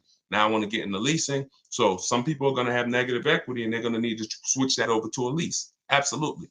All the time. No, the book is for everything, Hockey. That it's leasing, it's everything. See, it's high mileage drivers. How many high mileage drivers we got on here? Let's say you drive over 20,000 miles a year. Just type HM. I always tell high mileage drivers, type HM. It's for you too. I got 3 strategies in there for high mileage drivers. One's a long-term strategy. That means you're going to buy a car, keep it 8+ years, and then 2 are for short term. If you're not keeping your cars 8+ years, you need to have leasing as part of your strategy, either a high mileage lease or something I call 2 cars, 1 car payment, where you can measure it, where you can balance it out. So in order for me to help the public, in order for me to help you, I got to have something in that book, no matter what your situation is. And that's why it's a digital book, because it links you. Y'all remember Mario Brothers? Remember the warp zones?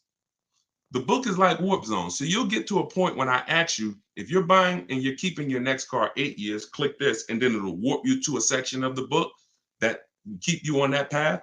If you're buying and you're keeping less than 8 years, click here and it'll warp you to that. And that's all throughout the book. That way you're never reading something that's not applicable to you. You're not sitting there reading like, oh, this section isn't for me. It's a path for you. All right. So you can get it for 75% off. Normal price is $97. It's worth thousands. And my goal is for it to be the most valuable book you ever bought, or at least one of them.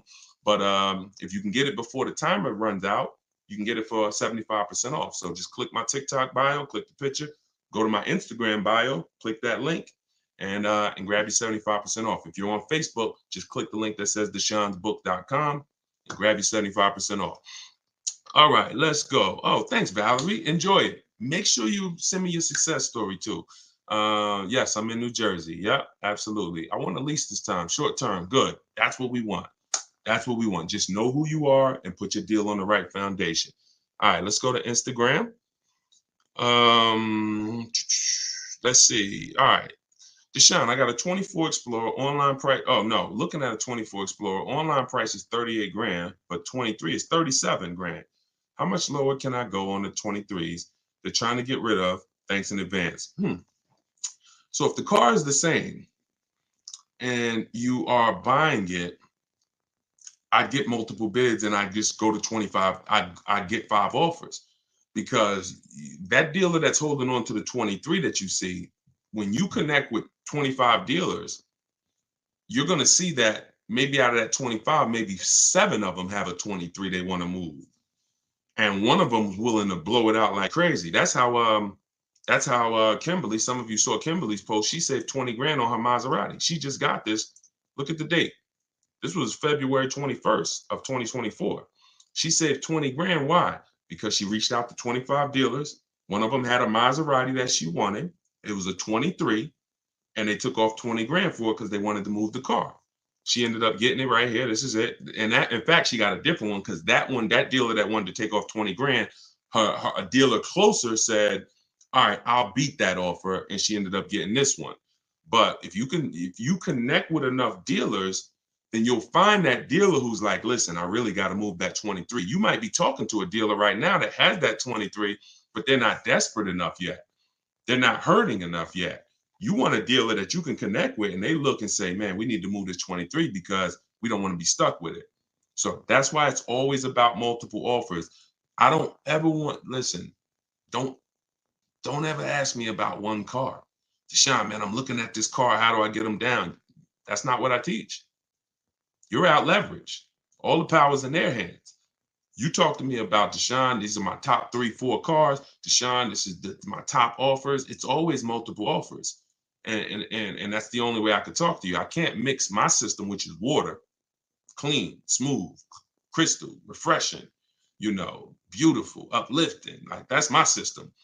I can't mix that with oil, this old way you shop, which is 1-to-1. And, I just like that one car. Let me get them down. No.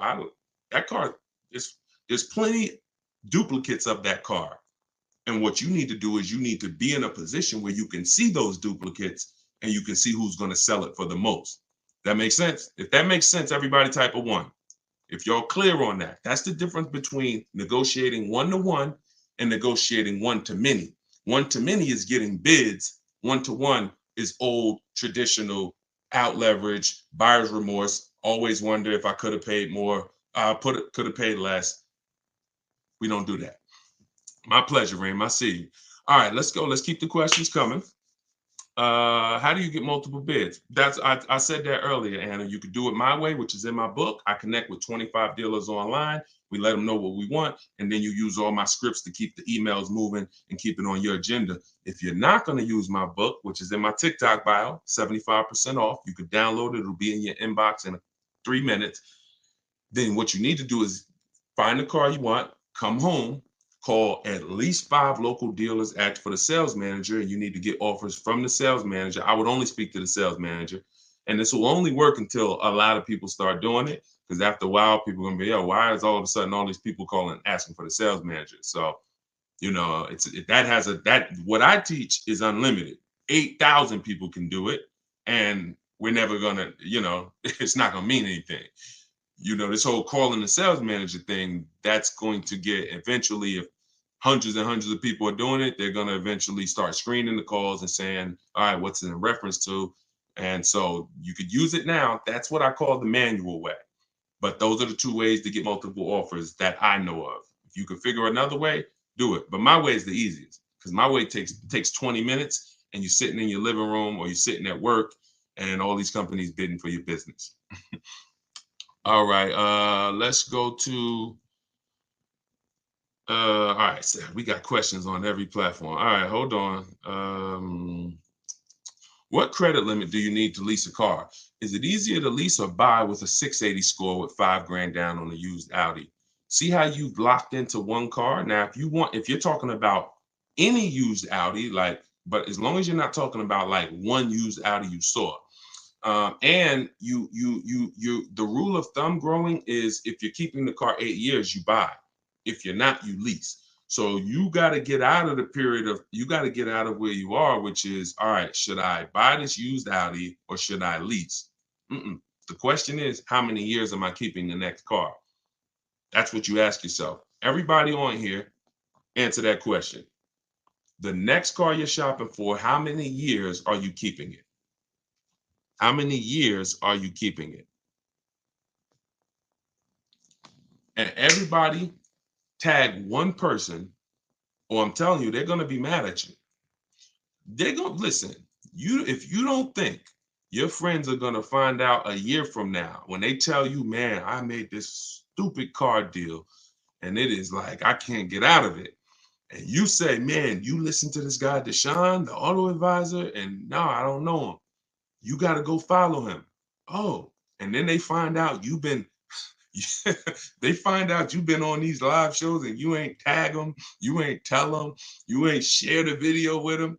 You might lose a friend. So tag one person that you care about. All right, 3 to 4 years. I see. Okay, nope, that's not the question, Celeste. You can't say depends on how many years it's going to hold up. When you set the amount of years as the goal, then everything after that is to make sure the vehicle you purchase will last that long. See, if you go in to purchase a vehicle and say, well, I hope if it lasts 8 years, if it lasts 10 years, I'll keep it that long. Chances are it won't. But if you say, you know what, I want to be a long-term person, I don't need to switch cars every 3, 4, 5, 6, 7 years. I can keep a car 8 years, 10 years. I'm fine with that. Then that means everything you do after that, I mean, you could use my process, because I'm going to make sure you buy a quality car that will last that long under your budget. But you have to set the goal. You must set the goal. So let's get out of the gray area and set the goal. Deshone, I'm not a long-term person. I only want to keep this car 6 years max. Perfect. All right. Let's go. 2 years. Okay. 2 years. That's going to be, it's not really any car that you can get that you can keep for 2 years and not lose money. You're losing too much value. You lose 20% the first year. The moment you buy it, you lose 20%. And then the next year, you're going to probably lose 15%.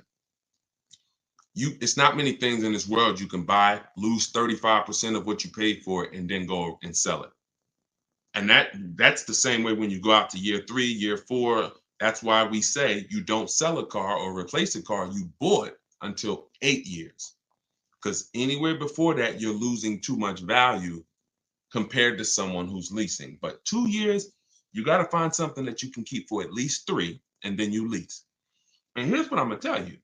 When you shop, see, when y'all learn to shop without, you use what I'm telling you, you should be test driving new cars and leases, and no one's rushing you. You're in here, and look, we need to bring the people who are listening to me, you're going to have fun shopping for your new cars and your leases. You're going to have fun going into dealerships, test driving, knowing you're not buying in the dealership. So I'm here to test drive. and you can enjoy a weekend of test driving to decide what you want. It's a real fun experience when you go to one dealer Saturday morning and you test drive and you're like, okay, now let's go see that competitor car because we're trying to narrow it down to our top choices. And you're test driving, and hey, can we talk to you? Can we just show you the deals? No, no, thank you. Let me get your car. We got some other cars to drive. That's power. That's fun. That's like the kids. If the kids are with you, they'll enjoy that. You know what the kids don't enjoy? Daddy, you told us we were going to drive 3 cars today. Why are you spending all this time? You're sitting at the desk with the salesman. You don't know. My son, they're all making a deal. Daddy's trying to make a good deal. You ruined it. Even your kids could tell you that was wrong. This is wrong. Dad, we're supposed to be seeing what the family wants. That's shopping. So I want y'all to get in. When you get into that, you'll find something. All these cars out here, there's 40 some odd companies making cars. There's probably 500, 600 different choices. Every category, you got probably 10, 15 cars that would suit your needs. You get out and you drive some of them. You will find something that you actually love enough to lease it and keep it 3 years.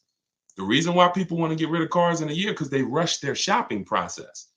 They rush the shopping process, got the vehicle, find out, 3 months in, you know what, I don't really like this. You rush the shopping process. That's why step 4 of my book, I got a whole step. It's called shopping, not buying. Shopping, not buying. and we're not going to mix those two terms. Shopping is deciding what we want. Once we decide what we want, we come home and we buy it. Papa Bear, you with me? Okay. All right. Yeah, let's go. All right, let's keep the questions coming on YouTube and Facebook. All right, we're going through. We're bringing questions from every platform. So being pre-approved makes it easier for them to let you test drive. Look at that. That's a shame. Let you test drive? You kidding me? I'm here. In my book, I teach you how to call the dealership. Hey, my name is such and such. I teach you how to I like to ask for the best salesman there because that's the only time you're going to work with a salesman is on a test drive. Hey, do you have a such and such that I can come in and drive? Okay, perfect. When can I come in? Oh, okay. I'll see you then. That's it. I'm here to test drive. Anything else they took. Now, we don't do this with used cars. You cannot test drive a used car. This is for new cars and leases. Used cars, you're not going to test drive that car until you found your deal online. And that's the last step before you shake the person's hand and say, I'll take it. Because if other than that, you're going to waste a ton of time test driving cars that you end up not buying. But when it comes to new cars and leases, let us test drive. Please, we're about to make a $50,000 transaction. You owe me a test drive. So no, listen, you're dealing with the wrong people. And you could have called the wrong salesman. When I say you're dealing with the wrong people, you literally, it's the small things that matter. When we call for a test drive, we're asking for the best salesman there. Who's a salesman that everyone knows, everyone loves? Oh, that's Tom. Hey, Tom, how you doing? I'd like to come and test drive that Nissan Rogue. What days you there? Oh, I'll be here in touch. All right, perfect. If you get the new dude on the block, little Nelson, who over there, and he don't care about lying or nothing, and yeah, he gonna make your life hard. We need bring your license, and we need to run your credit before test drive. These little details, I promise you, they matter. I've been on the inside. I seen little Nelson. Dude gets fired in 90 days. Little Nelson over there. What happened to Nelson? You knew he was gonna get fired. But what's happening in that 90 days? Dude is doing damage. Dude is doing damage. All right, Bruno, YouTube said, I bought an Acura MDX 2020. I owe $27,000 a loan. I got offers around 17, 18. What should I do with this negative equity? We talked about that earlier. Only thing you can do is you want a new car. Is you could, if those are your highest offers from CarMax, Driveway, Carvana, KBB Instant Cash Offer, those are the highest offers we're gonna get in most cases. So if you might say, okay, if you could pay the difference, that's the best way to go. So if there's like a $1,500 shortfall, you are much better off paying that $1,500 and getting out of that and doing a clean deal. Because if you can't do that, now that car has to be traded in with the dealer that you end up buying the car from. That's what has to happen. So That's the first route. If you can cover the difference, that's what you want to do. Shop for your car, get your best offer, and then just sell it to whoever made you the highest offer and pay the difference. And then you could do your other deal with no money down. So if it's a matter of, oh, I only got 1,500 and it's a $1,500 gap, I would pay off the negative equity and sell to a CarMax or sell to an auto all day long. It's going to make your life a million times easier and your transaction a million times easier. All right. My husband ran into something when we got our car service. Wait, you gotta do one full question. Unless y'all are talking amongst each other. I love that. Talk amongst each other. Y'all be in here having conversation. But if you're asking me a question, it has to be in one question. Look at Vicky. Vicky came on here and said never lease. Look, we got old Vicky on the line here. See, people come in and they're confidently incorrect. You got to be very, very careful, y'all. These people have cost you money for years. Vicky on Instagram, listen, you don't know enough. You don't realize how much you've cost your friend. Now, you might say, Deshone, Vicky might be saying, Deshone, I hear what you're saying about buying cars and keeping them 8 years. I'm not going to lease. I buy my cars and I drive them till the wheels fall off. And so, I'm never going to lease. Yep, you're good, Vicky. But what about your family? Yeah, what about your daughters? What about your sons? What about your husband? What about all these people who you're talking to and you just brought, oh, never lease. And they tell you, but Ma, I only want to keep my car like 3 years anyway. Don't lease it. You have no idea how many thousands you are costing them. And the sad part is you're not willing to learn.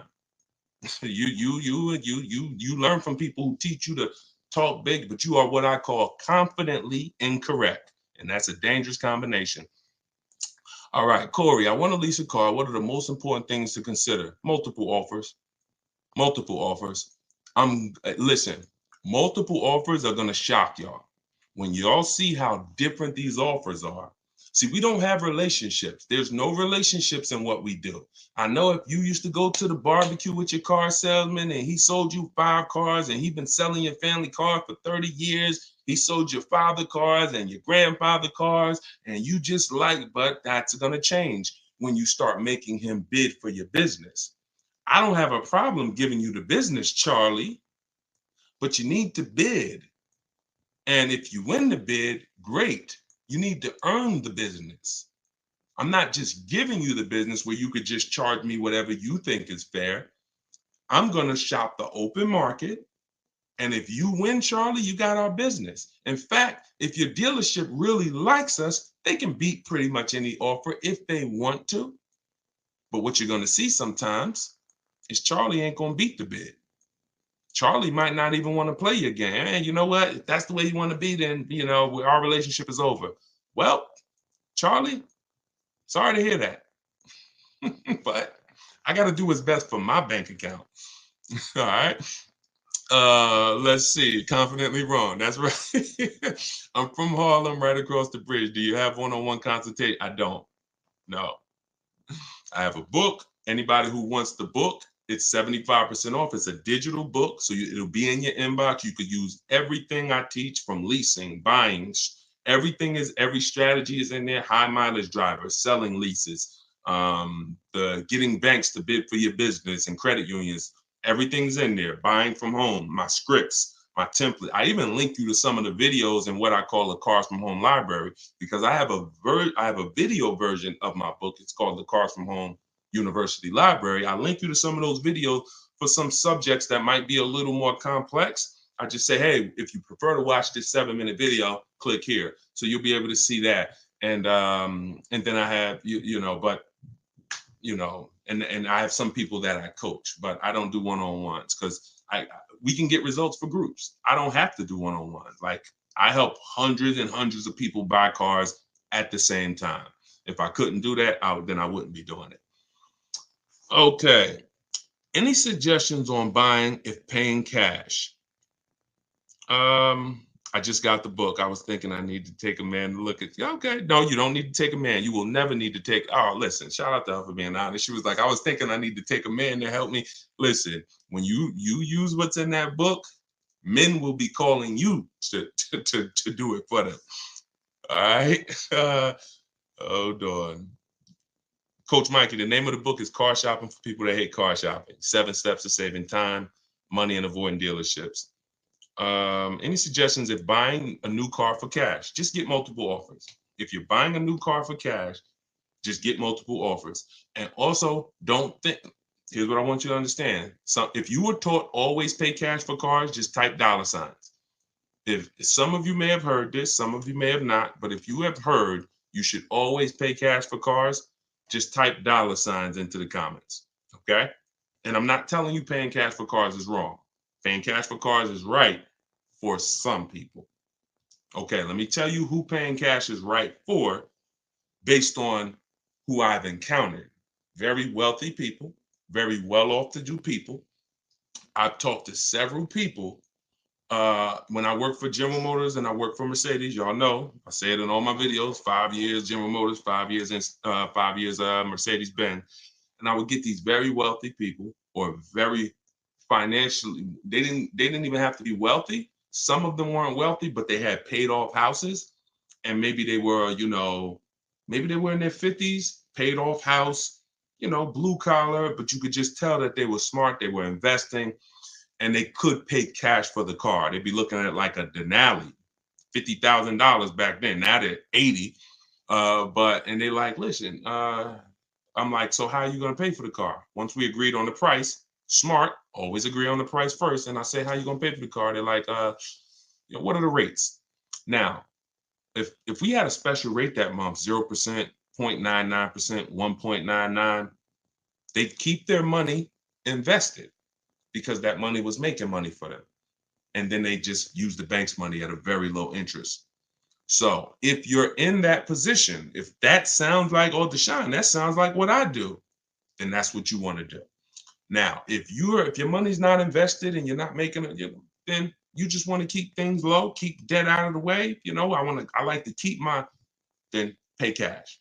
Another thing people do is but that's for short-term buyers. So I'm assuming if you're purchasing a car, y'all already know you're a long-term person, 8+ years. But you shouldn't be buying a car paying cash and you're only keeping it 3 to 5 years.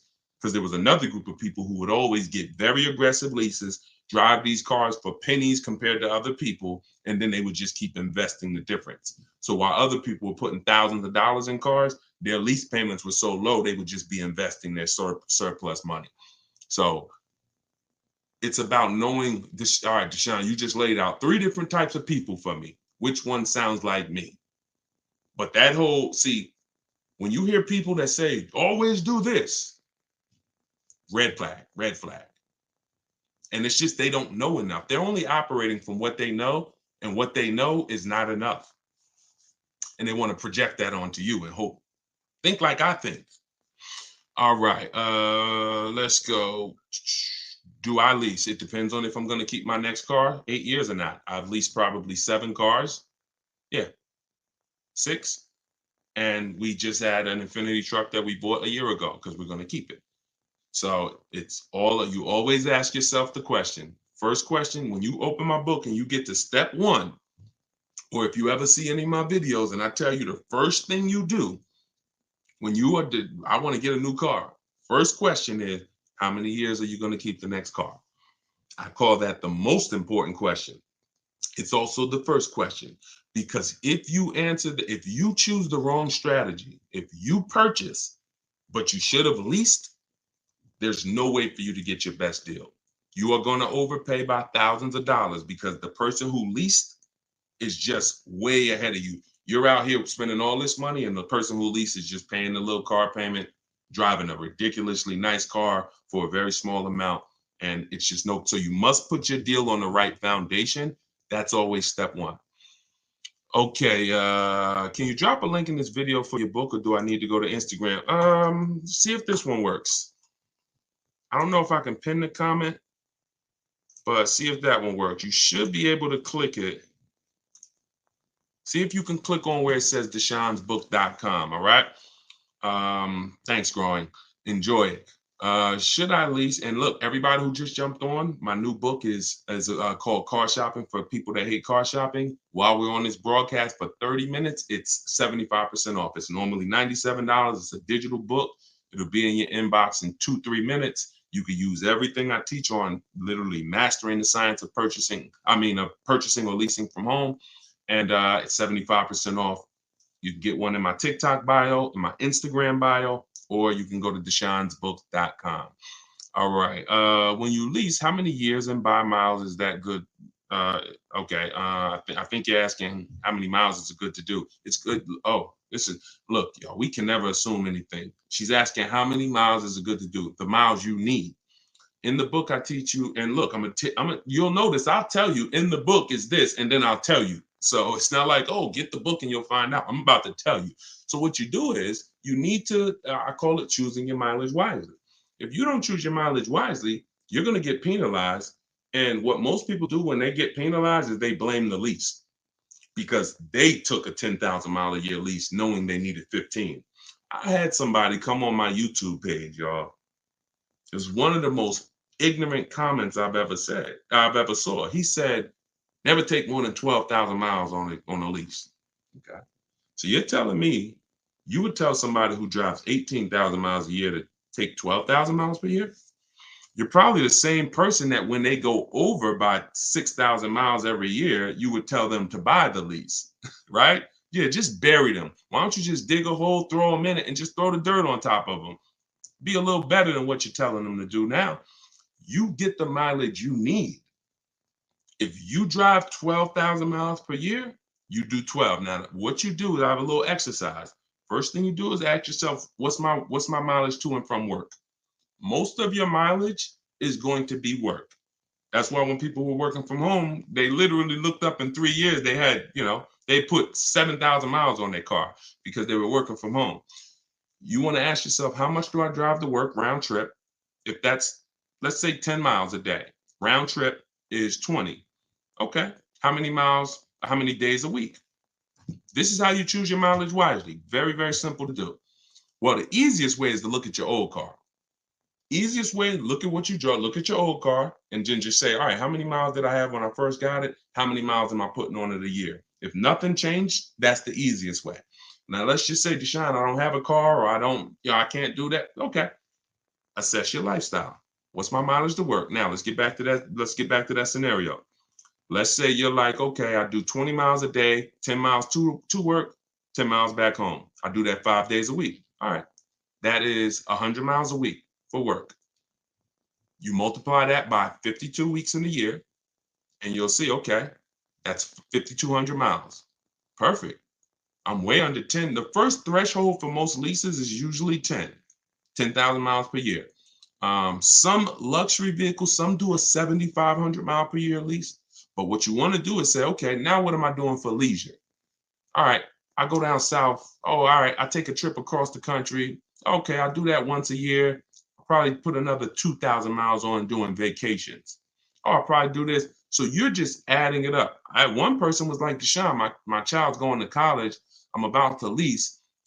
This was somebody in my group. She was like, how do I account for the mileage? Like I'm gonna be visiting them at the college. I said, okay, how many times do you think you're gonna visit them? She said, probably, every 2 months I'll go out there. All right, how far is the trip?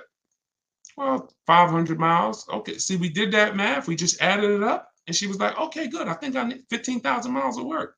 There you go. So all you do is just assess what you're gonna be doing and you'll be fine. You'll be fine. Get the mileage you need. Now, when you shop for your leases, y'all always shop with 12,000 miles.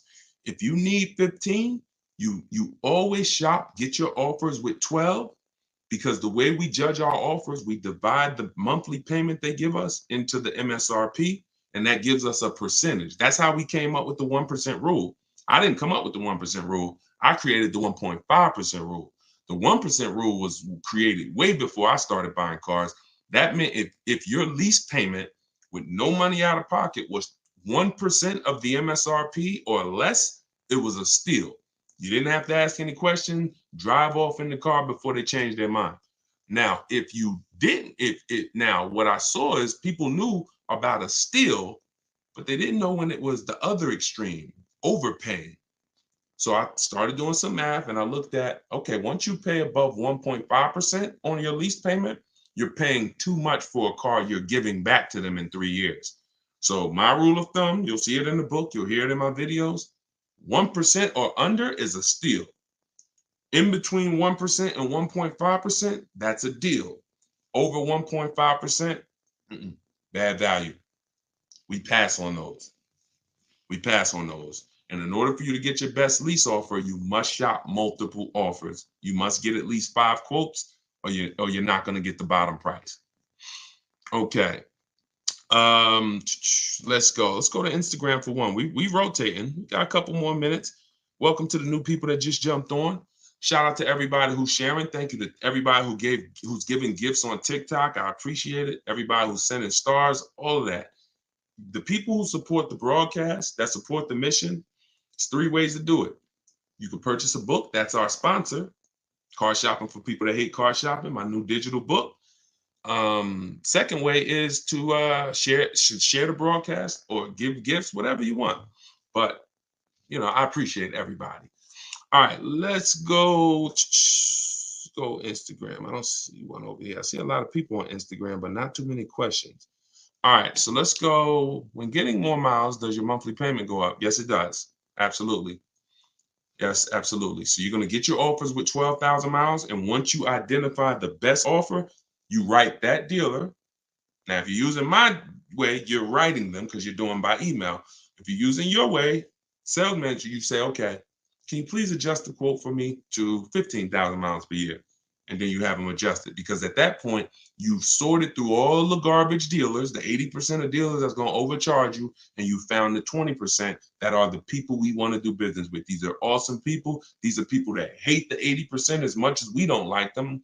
Yeah, they wish they weren't in business. These are the people who will literally make buying from home easy. They'll try to beat their competition. They'll give you great price. They're honest. These are the people we are trying to find, but they're sprinkled in the 100,000 used car dealers, and they're sprinkled in the 17,000 new car dealers. So we're not going to find them just walking in the door and hoping, I hope this is a 20% dealer. No. All right, Sen, enjoy it. All right.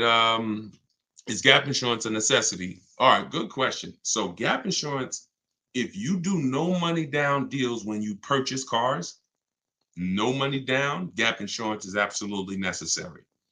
But you should be calling, you should be getting a quote. See if your insurance company can give you a quote. A lot of people didn't know that.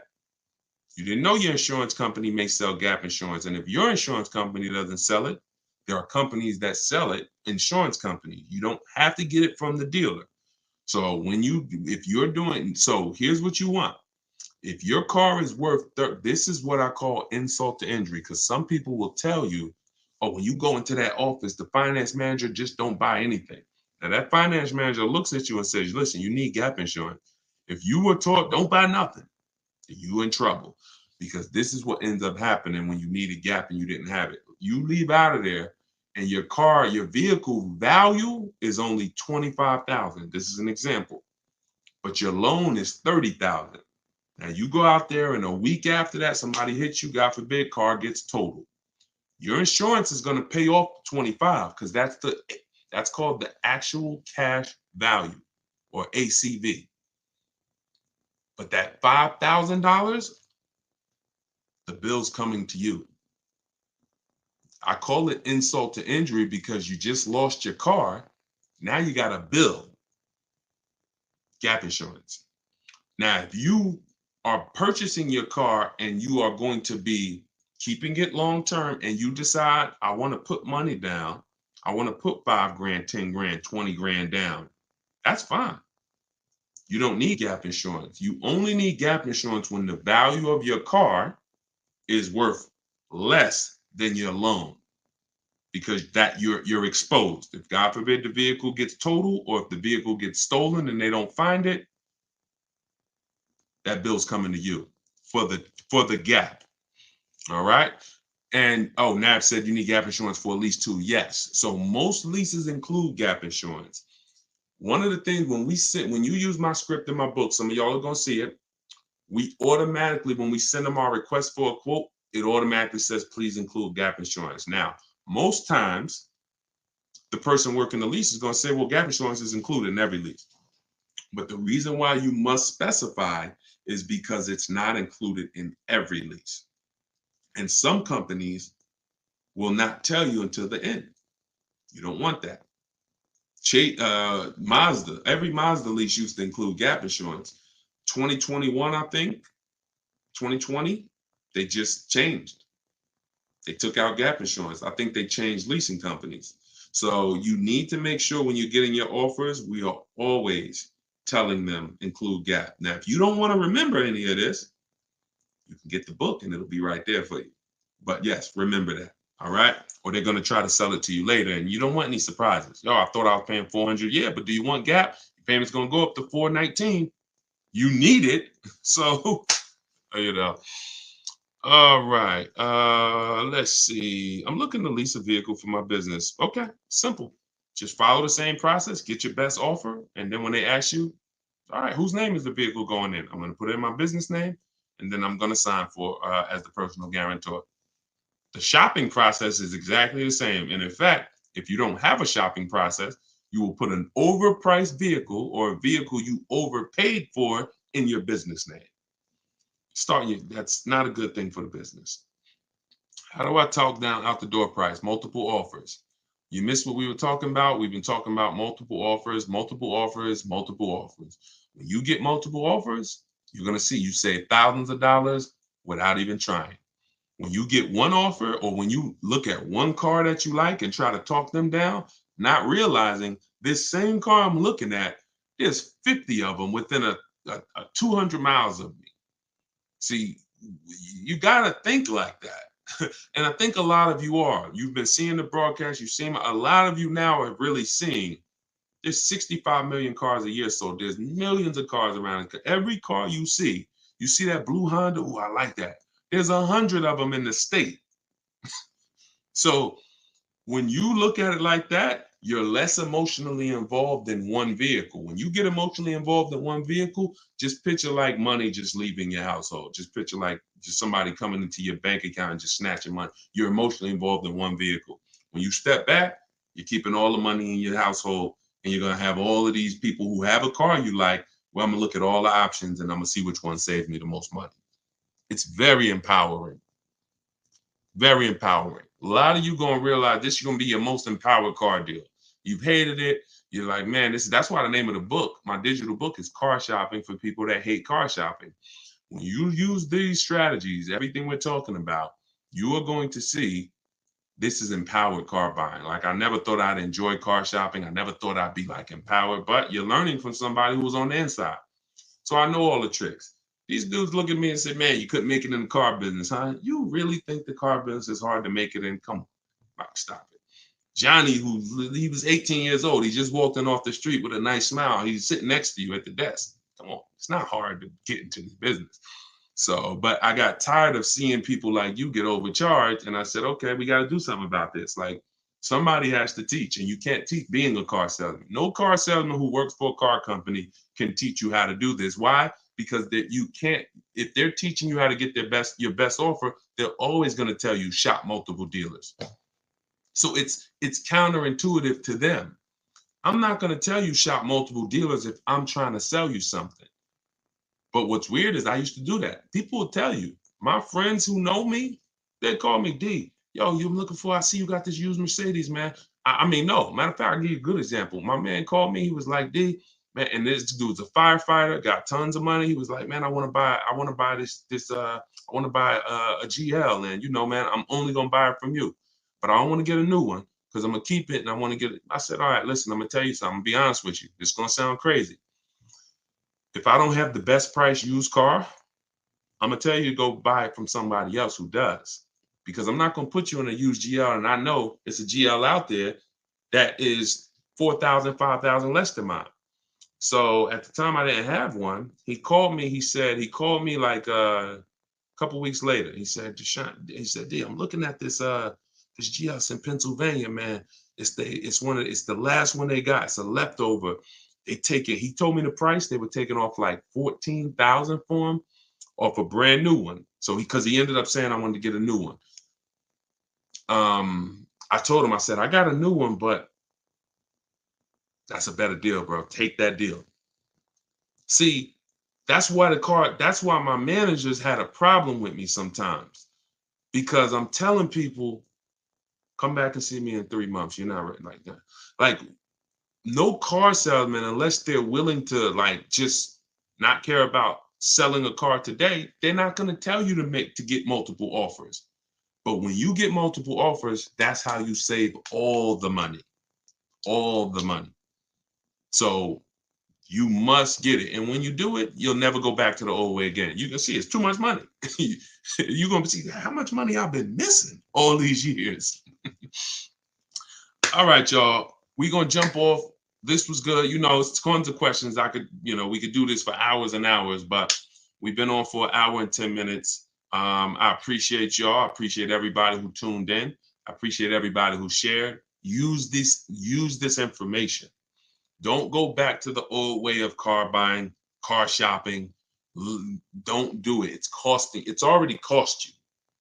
It's already cost you. You can't get back the money you lost dropping off your leases instead of doing your equity assessment to see if you could have sold them.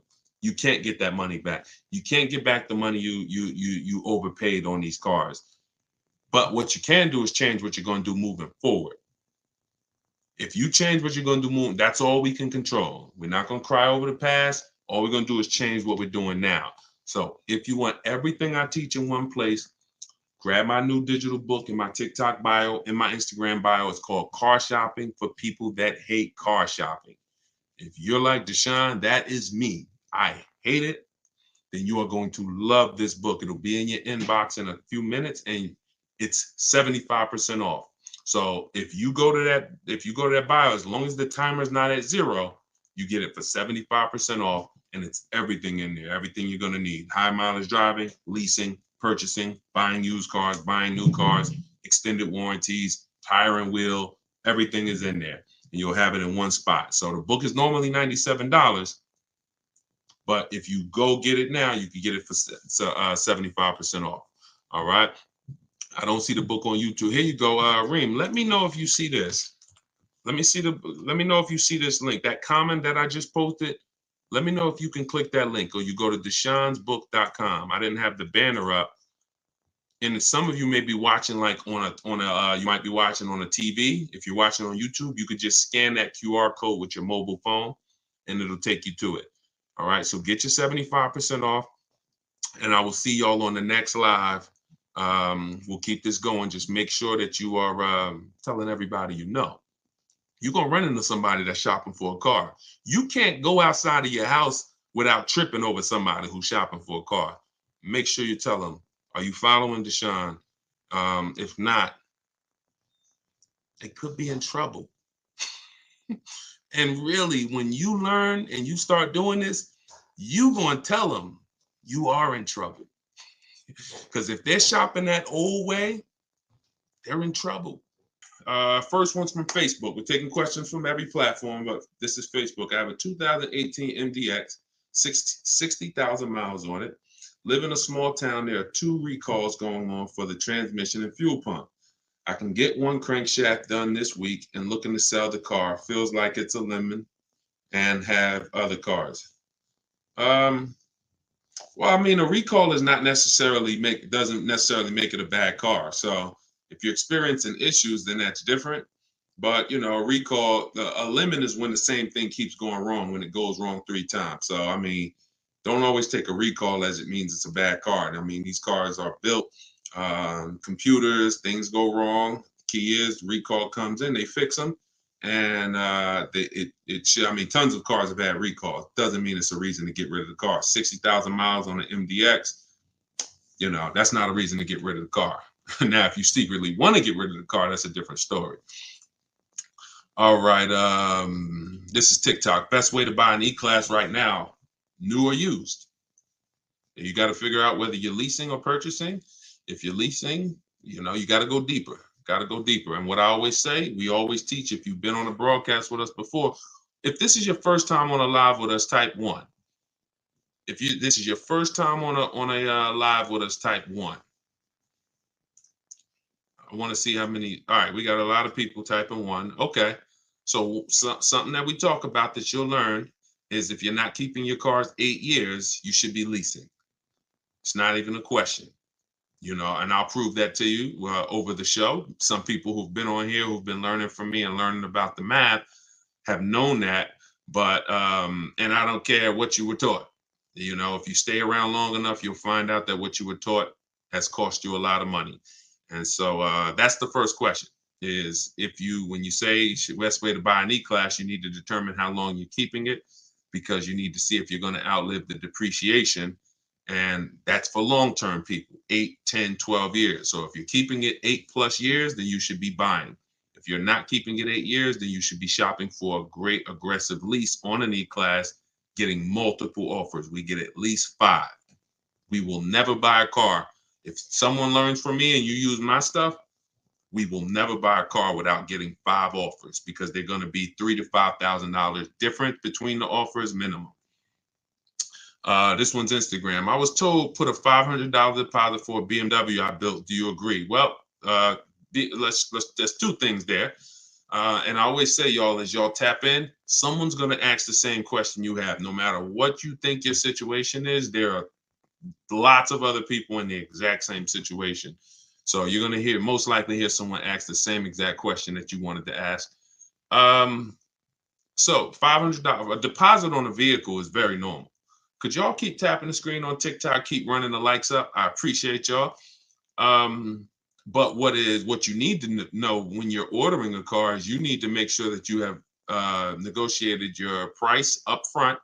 You need to make sure that you've gotten the best offer up front. And we always add to every order that any rebates that may apply when the vehicle comes in come to us as the customer.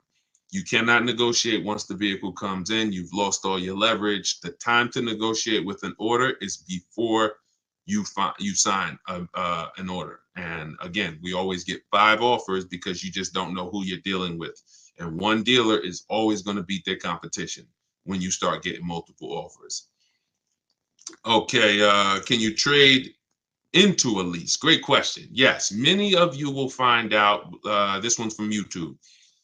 So just keep typing your questions, y'all, and we'll get to as many as we can in the hour. Can you trade into a lease? So yes, many of you who found out, Deshone, I should have been leasing a long time ago. I'm not keeping my cars 8 years. And I'm in a finance now, or I have a car that I own. Many of you, your strategy is going to be to trade into a lease. For sure. You're going to sell. And listen, I want you to eliminate that word. We don't use the word trade. Now, if you have negative equity, in the last broadcast, one of the things I talk about is negative equity. If you can't pay the difference and sell to the highest bidder, you now have to do that deal with the dealer that you are going to buy your car from, who wins the bid. But everything we teach is a bid. So that's the only situation really where we are giving our old car and bringing it into the new transaction. That's why negative equity limits you. So if you have negative equity, I call it the devil to your car deals. You need to know the cause, which is usually you don't understand leasing and you buy your cars and trade them in. And then you need to, like I said, there's 2 ways to get out of it. There's 2 ways. You could either get the offers we teach in our equity assessment process. We get offers from CarMax, Driveway, Carvana, Kelly's Blue Book Instant Cash Offer. These replays do go up on YouTube and Facebook as well. So anything that you miss, hop onto the replay, watch it, and go to that section.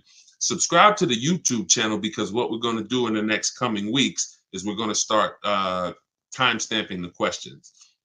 So as we build it out, although you'll be able to tap in from every platform, if you want to watch a replay and say, okay, I want the answer to that question, you can only do that on YouTube. So we'll have that coming in the next couple weeks. But yeah, so that's what you're going to do. That's the only time we trade, is when there's a negative equity. Any other time, we're getting offers from the highest bidders online, and then whoever wins that bid gets our car, and then we're getting offers from the dealership for the car we want, multiple dealerships, and whoever wins that bid is who we buy our car from. That is how we maximize the money we save when we're buying, and that's how we make sure when we're selling our car, our lease. Who didn't know you could sell a lease? If you did not know you could sell a lease, type 1 in the comments. But we can't just keep typing ones. We got to come up with some different stuff. Type a question mark.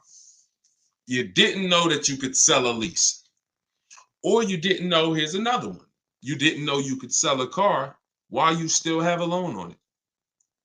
Some people were taught, you might have been taught, oh, I thought I had to wait for the title.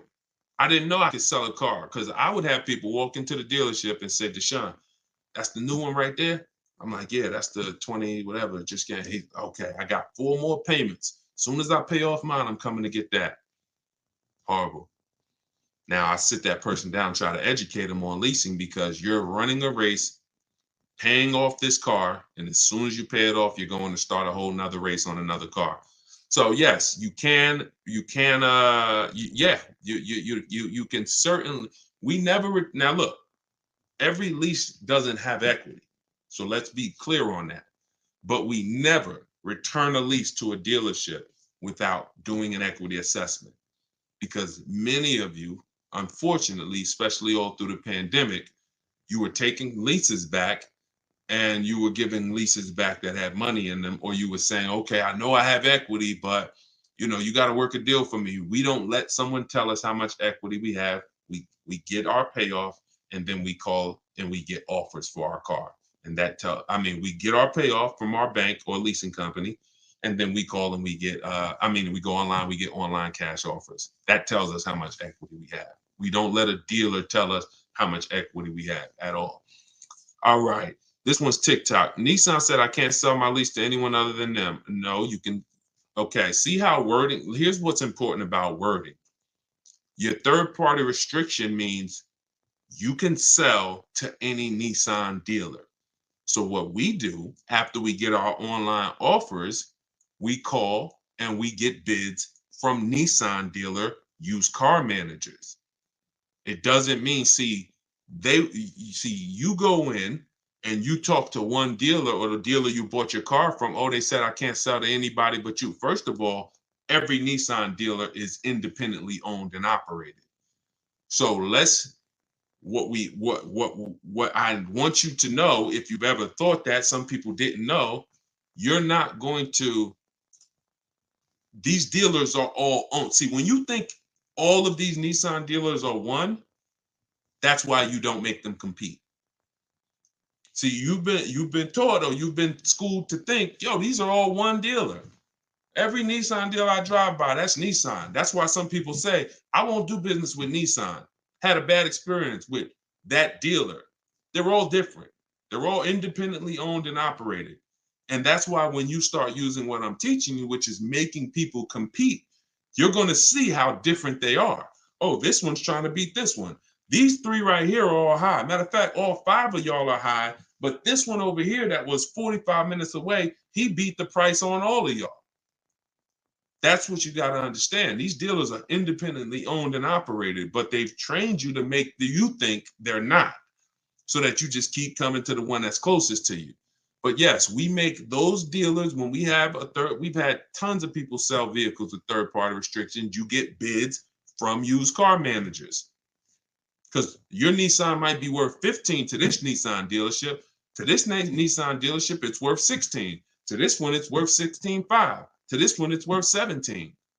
And if you just go into one dealer and give them that car, you're leaving thousands of dollars on the table. And I'm only interested in talking to the people who are like, Deshone, I'm done leaving money on the table. If that's you, then just keep listening and unlearn what you've been taught. A big part of what you're going to do here is unlearn the bad advice. We're going to make sure of it. All right. Mike Kelly. This one's Facebook. Is there a source anywhere that will tell you any and all rebates available on the vehicle you're looking for? No. Nope. You must shop offers. If there was just, it'd be great to just know all public nope. Rebates, brand new cars and leases. There's nowhere you can go that say, oh, look, they have all these rebates. Example, like I talked about Sean. I pulled his deal. Sean is somebody that uses my stuff, and if you use my stuff, you get multiple offers. This was his F51, his F50 Lightning, $73,000 vehicle. Not only did the winning dealer save him $4,990, that's from the dealer, but through multiple offers, the rebates were revealed, 15.5. Now, You don't know if that's the real rebate. Could be 18. When I worked for Mercedes, I sold 2 Maybachs. The rebates on each of them was $20,000. So some people, I remember when a young lady named Shonda, she lives in California. She got a Volkswagen, she got a Volvo last year. She had to go to Southern California because they were blowing everybody away as far as the prices. She said, Deshaun, I'm taking a plane, $73 plane ticket, because the dealer in Southern California is saving me $3,000 above my best offer up here. And I said, well, sounds like a great plane trip. You're going to have a nice ride home. But what we saw was some deal, and this is regular. Some dealers will say, hey, we got $1,000 rebate. I included it. Some dealers, oh, it's a $2,000 rebate. I included it. You don't know what it is until you get 5 offers and then you see the best one. So there's no website that'll tell you what all the rebates are. Be nice. Thank you to everybody who gives gifts to and supports the broadcast, stars and all of that. And of course, thank you to everyone who's bought my new digital book, Car Shopping for People That Hate Car Shopping. Everything I'm teaching, everything on my videos all over social media is in there step by step so that you can have it all in one spot and you can use this for the rest of your life. It's a digital book, so I always update it when things change. And for our launch, you can get it for 75% off. It's normally $97, but in my TikTok bio for 30 minutes while you're on the show, you can get it for 75% off, or in my Instagram bio. All right, let's go to Instagram. Oh, let me post it for you guys here on Facebook and YouTube as well. Anybody who's watching on the TV, you can scan that QR code, or you can go to deshonsbook.com. Don't want to forget about you guys. Good to see you, Mike Kelly. All right, let's go. See, now look at this. This is the language that we got to get out of. Somebody said, Lexus just quoted me $1,065 for a lease, $58,000 car. Now, I don't know if this person just jumped on, but about 5 minutes ago, I was talking about Nissan. See how we talk about one dealer like it's the company? And see, that eliminates our ability to tap into multiple offers. Lexus didn't quote you anything. Lexus is the big company, Lexus USA, that makes cars and has a bank and has multiple franchise dealers. That's Lexus. You went to Lexus of Rockland County and they quoted you that. You went to Lexus of Englewood and they quoted you that. You see what I'm saying? When you understand that these dealers are independent, you'll stop calling them the brand. They're not the brand. And you'll also start to get multiple offers because Lexus of Englewood competes against this dealer.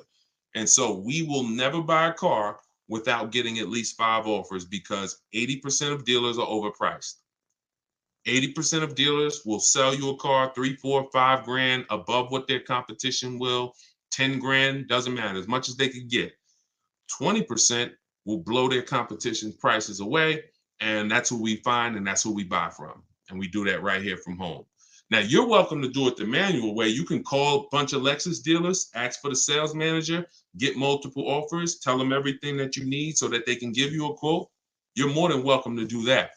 I do it online. I have the strategy I call it 25 to 5. We connect with 25 dealers, one, because I want to shop out of all their inventory. When you're buying or leasing a brand new car, you want to shop out of all these dealers' inventories so that we don't have to hear, oh, I don't have that color. Oh, you know what? That one's hard. I don't really have it with that option. When I'm shopping out of 25 dealers' inventories, very rarely do we hear that, unless it's just a rare car, and in which case, we wouldn't have, going into 2 dealers would have not worked for us anyway. So when we find out, we don't believe something until 5 dealers say it, 10 dealers say it. 1 dealer, nah, we don't believe that. All right, let's keep them going. Great questions. Let's keep them going. Keep typing your questions. No, maps is not in my book. Do not, if you're in maps, you don't need my book. Yeah, you're in the video version of my book and you're coaching with me. So if they're two totally separate things. Totally separate things. Oh, you just came from the masterclass. Okay, so you're choosing if you want to join MAPS. It's up to you. It's up to you. Or you can get the book. It's up to you. I provide the information. I don't hold back information. It just depends on what experience you want. You can come on here and let's ask questions, and I'm gonna give you the strategy. You can try to remember them. You can watch all my videos. You can get the book if you want it all in one spot. It's totally up to you. As long as you get the information and shop right, that's all I care about. Is it better to lease or own a car? Monica, this is a great question. And I told you guys, someone's going to ask the same question as you. This is the first. Okay, so I'm going to give you the formula that will save you the money that you need to save and will forever answer the question of should I lease or buy this next car? It's very simple. This question has nothing to do with how much you drive. It has everything to do with how long you're going to keep the car. Because the expense that you need to concern yourself with when it comes to leasing versus buying is the unseen expense, depreciation. When you are buying a car, if you are keeping it 7+ years, like once you get to about 7 years, your depreciation has really cooled off and leveled out. What does that mean? You're not losing a lot of value in your car every year. When you buy your car, the first year, the second year, the third year, the fourth year, the fifth year, you're losing high percentages of the value. Whether you drive it or not, doesn't matter. You could have it parked outside. It's just going down, going down, going down. This is why you got to be clear on the fact. Here's what you got to understand. I pay for my mileage. I pay for my usage, whether I buy or lease. Because how many people have either said this or you've heard somebody say it? Oh, I want to drive as much as I want, so that's why I don't lease. Who's heard that? Or said that. Honestly, I like to drive as much as I want to, so that's why I don't lease. Let's see. Okay, lots of you. So you pay for that mileage whether you buy or lease. When you start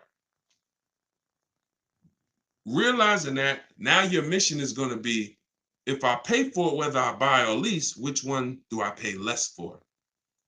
Now, in the long run, for those of you who on average, because I mix it up. I've had 6 leases. I kept those 3 years. I have a vehicle now that I bought. We're keeping it 8+ years. So there's no one, it's not the person, it's the vehicle. Who on average has a car that they usually keep 8+ years? Tell me how many years on average you keep your car, or even on how many years on average you've had your last car. How many years do you typically keep your car? The car that's outside, how many years you had it? Just stop. I want to see some of your answers. You shouldn't be shopping for a car like it's a second job. Once you decide what you want, if you're doing it your way, it's gonna suck. I'm not here to tell you it's not. I'm like, the old way sucks. That way, I get cars in 90 minutes. The people who use these online shopping strategies, I have an online shopping system. It's not something I hope works.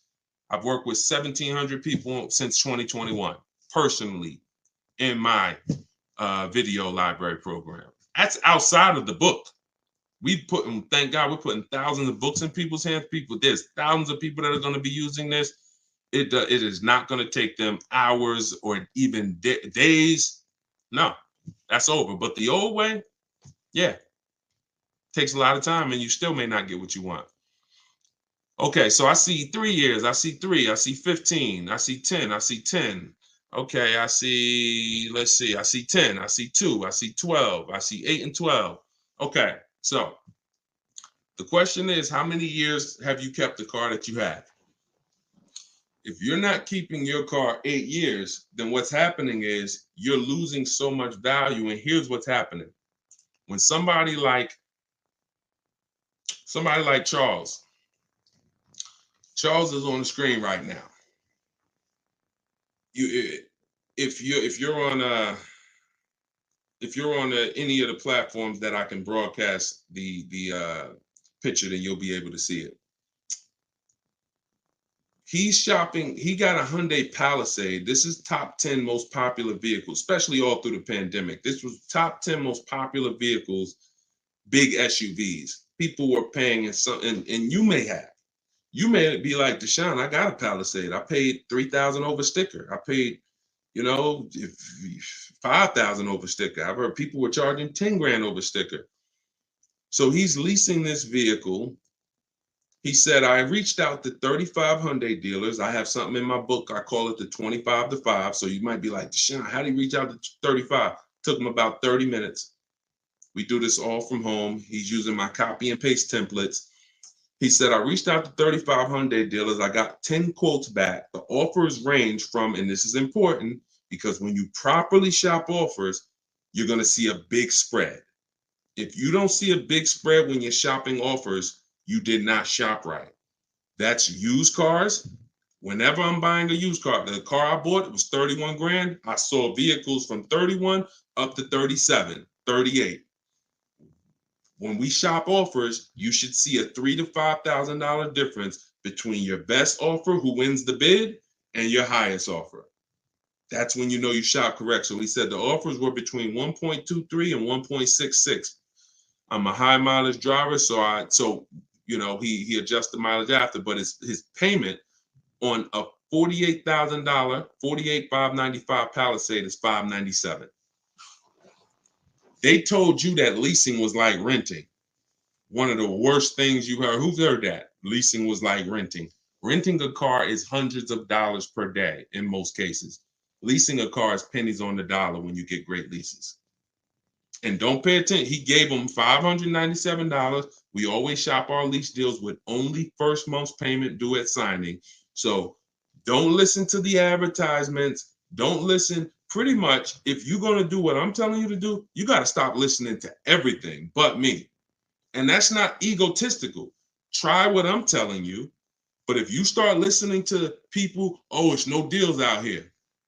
Not for you, there isn't, because you're using old strategies. Oh, man, I went to all these dealers, man. Nobody want to make a deal. For you.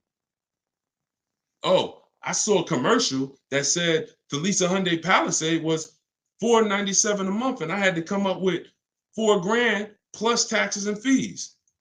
We don't look at those.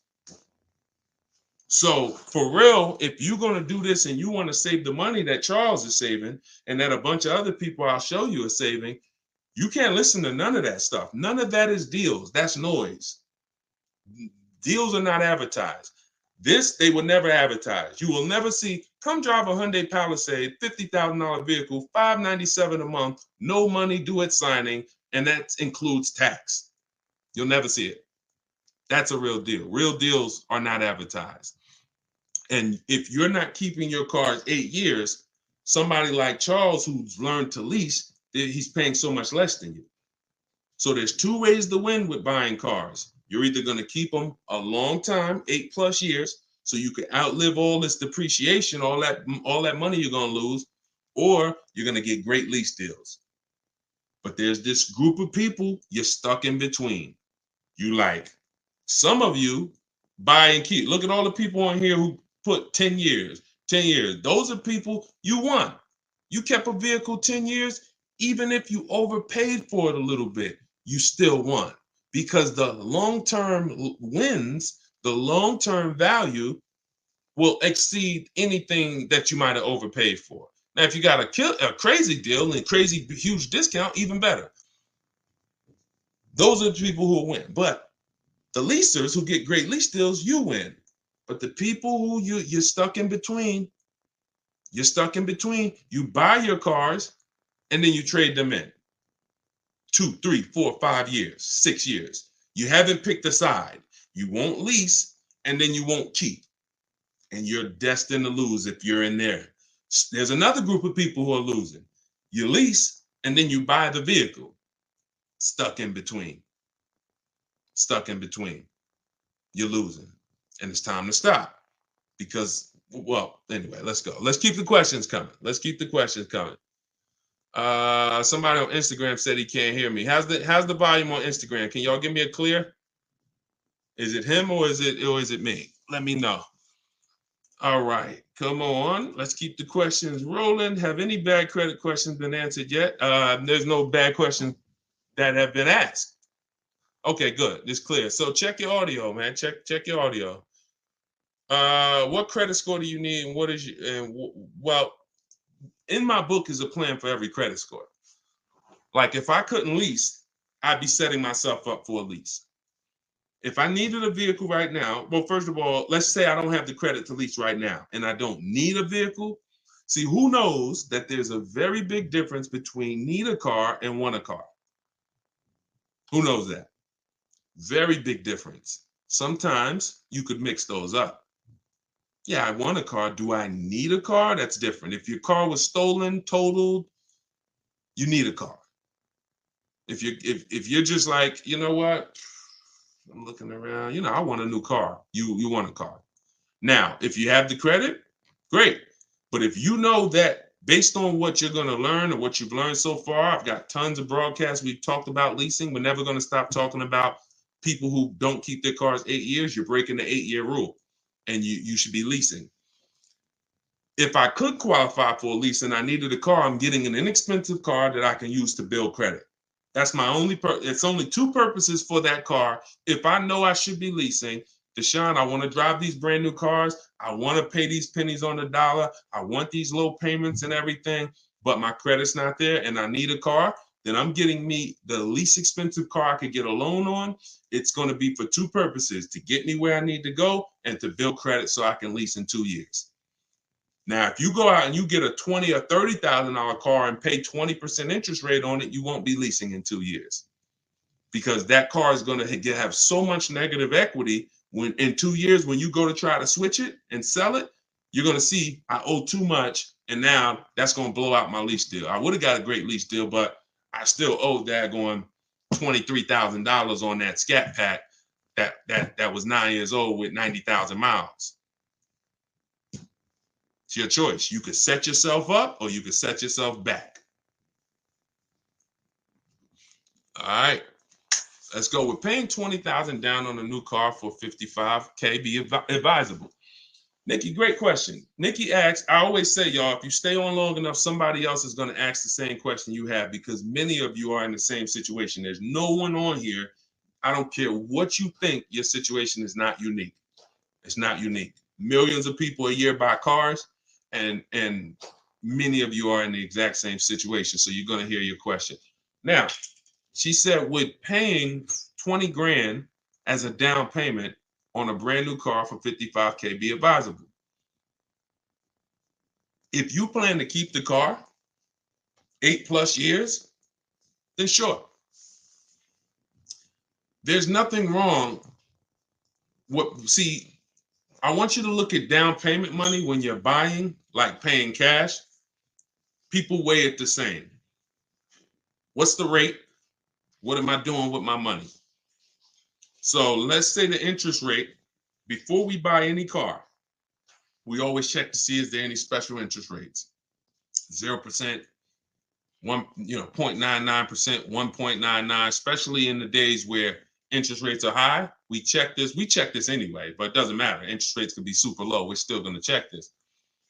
So some people will say, if the money is very cheap, then I'm not going to put much money down if my money is working for me. So let's just say you got 20 grand under the mattress or in a safe, then that money's not working for you. It's just cash.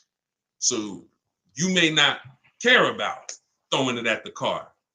Someone who has money in the stock market and mutual funds and real estate and investments that are earning them, 8-10% or more, they're going to put less down and they're going to use the bank's money if it's cheap.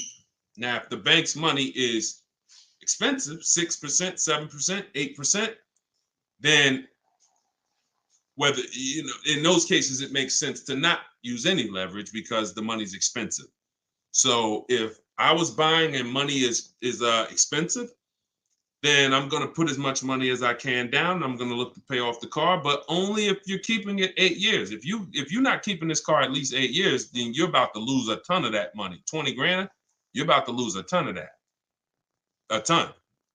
because you should be leasing. You should be shopping for leases, not for purchases.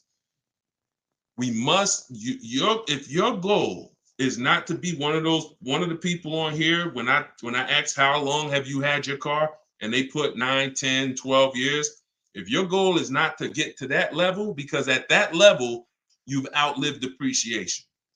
Your car has lost tons of value the first 3, 4, 5, 6 years, tons of value. But it gets to a point where it's cooled off. It gets to a point where you're not losing that much money anymore. And that's where most people go and trade a car and do it all over again. They said, look, I went through the worst depreciation for 6 years, but let's go and do this again now. Start all over. Where you're supposed to be at that point, like, now this is where I keep it. Car's paid off, depreciation's cooled off. I'm going to keep this thing, and I'm going to now get all of this money that I put into this car back out of it. I'm not going to go swap this and do this thing all over again. If you are that per Deshone, I'm not keeping a car that long, then you should be shopping for leases. Deshone, I don't have the credit, then you should be getting a car that sets you up for a lease in 2 years. Very simple. Boundaries. Key Rock, good to see you. Good to see you. I see a lot of people. If this is your first time on the broadcast with us, can you type a 1? I always like to shout out the new people. And shout out to the sharer. Shout out to everybody who tagged somebody, who invited somebody to the broadcast. On Instagram, if you hit the share button, you could actually run down the list and just share with like several of your friends. And look, I'm just telling you, as we get this information out, you don't want to see your friend's car deal in a year. And you like, when did you get that car? And you like, you don't follow Deshone? And no, I never heard of him. Because most people have no idea who the heck I am. And you like, man, I've been following him for like a year. No, didn't I tell you I was shopping for a car? Why you ain't telling me about him? Now you might lose a friend. You might lose a friend. I'm just saying. All right. To everybody that just jumped on, everything that I'm teaching